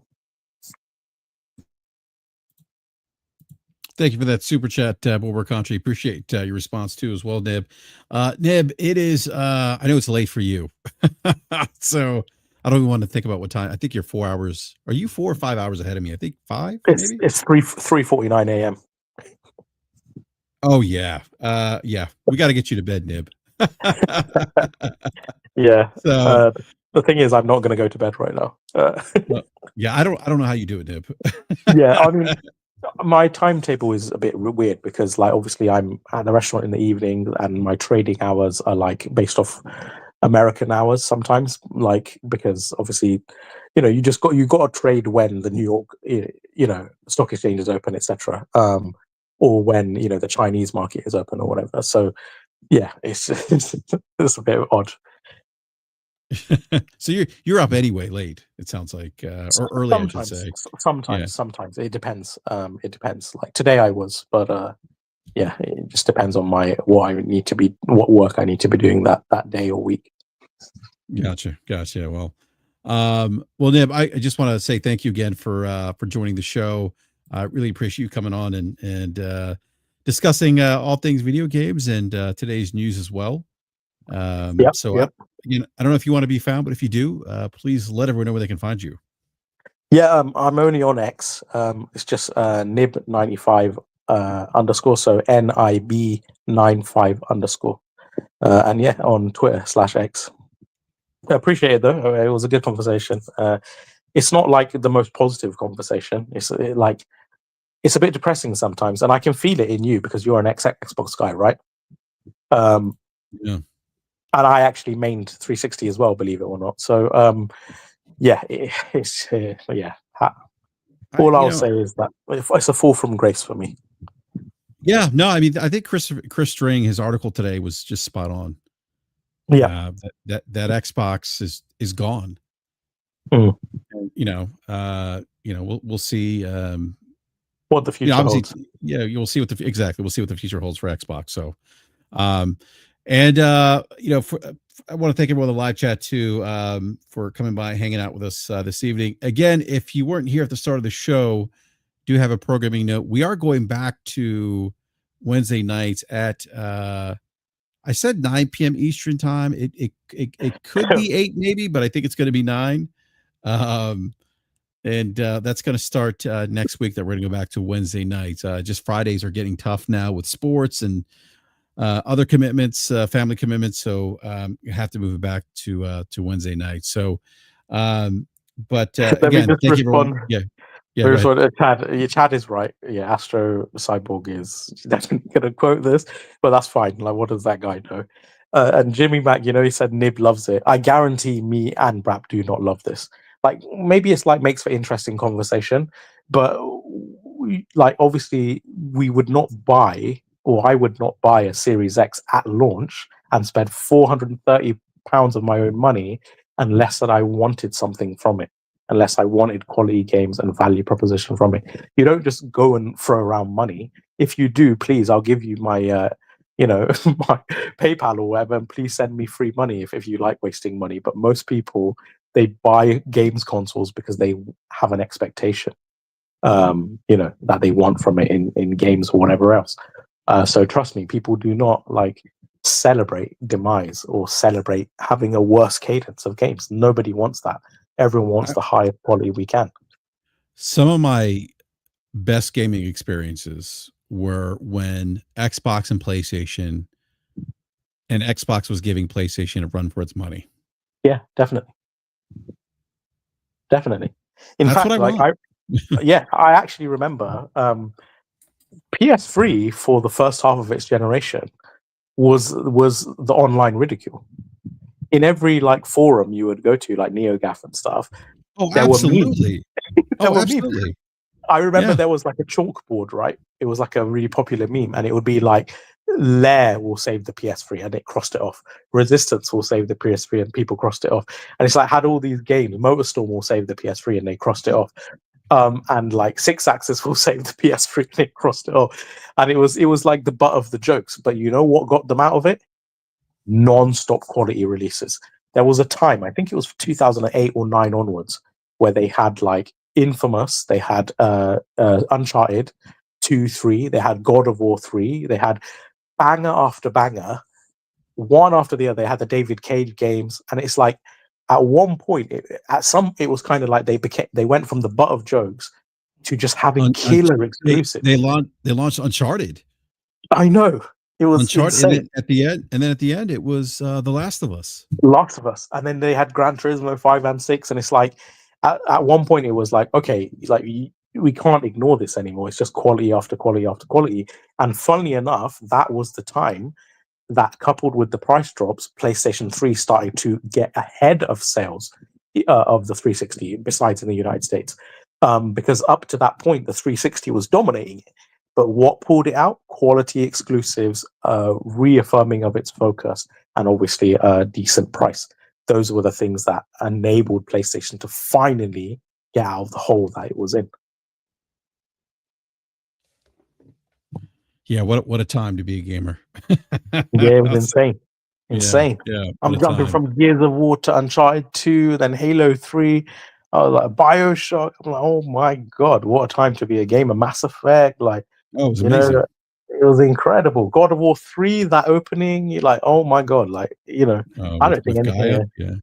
Gaia, yeah, and he's like scaling, scaling Gaia. And you fight Poseidon on the back of the. Oh, it was insane stuff. Yeah, it really was. But again, want to thank the live chat for coming out and hanging out with us this evening. Really appreciate it. And again, to our guest Nib, who is I can't believe it's 3:56 your time. Yeah, but no, thank you, Nib. I really do appreciate it. And I'm gonna be on Moose's podcast tomorrow. Are you able to? Okay, so you're gonna be up late tomorrow again. I am. Yeah. Yeah, I should be. I don't know if I'll be on. Depends if I go to the 4th of July celebrations here in my town. My town celebrates 4th of July, July 3rd. So if I go to that, then I may not be on Crossfire tomorrow night. But if not, then I'll be there for the show. But for those listening later, for those listening now, don't forget to like, subscribe, and drop your thoughts in the comments section below. Thank you again for watching, and we'll catch you next time. Yeah, layers, bro. Have a good one, yeah. All right. You too, Dip. Thanks. Yeah.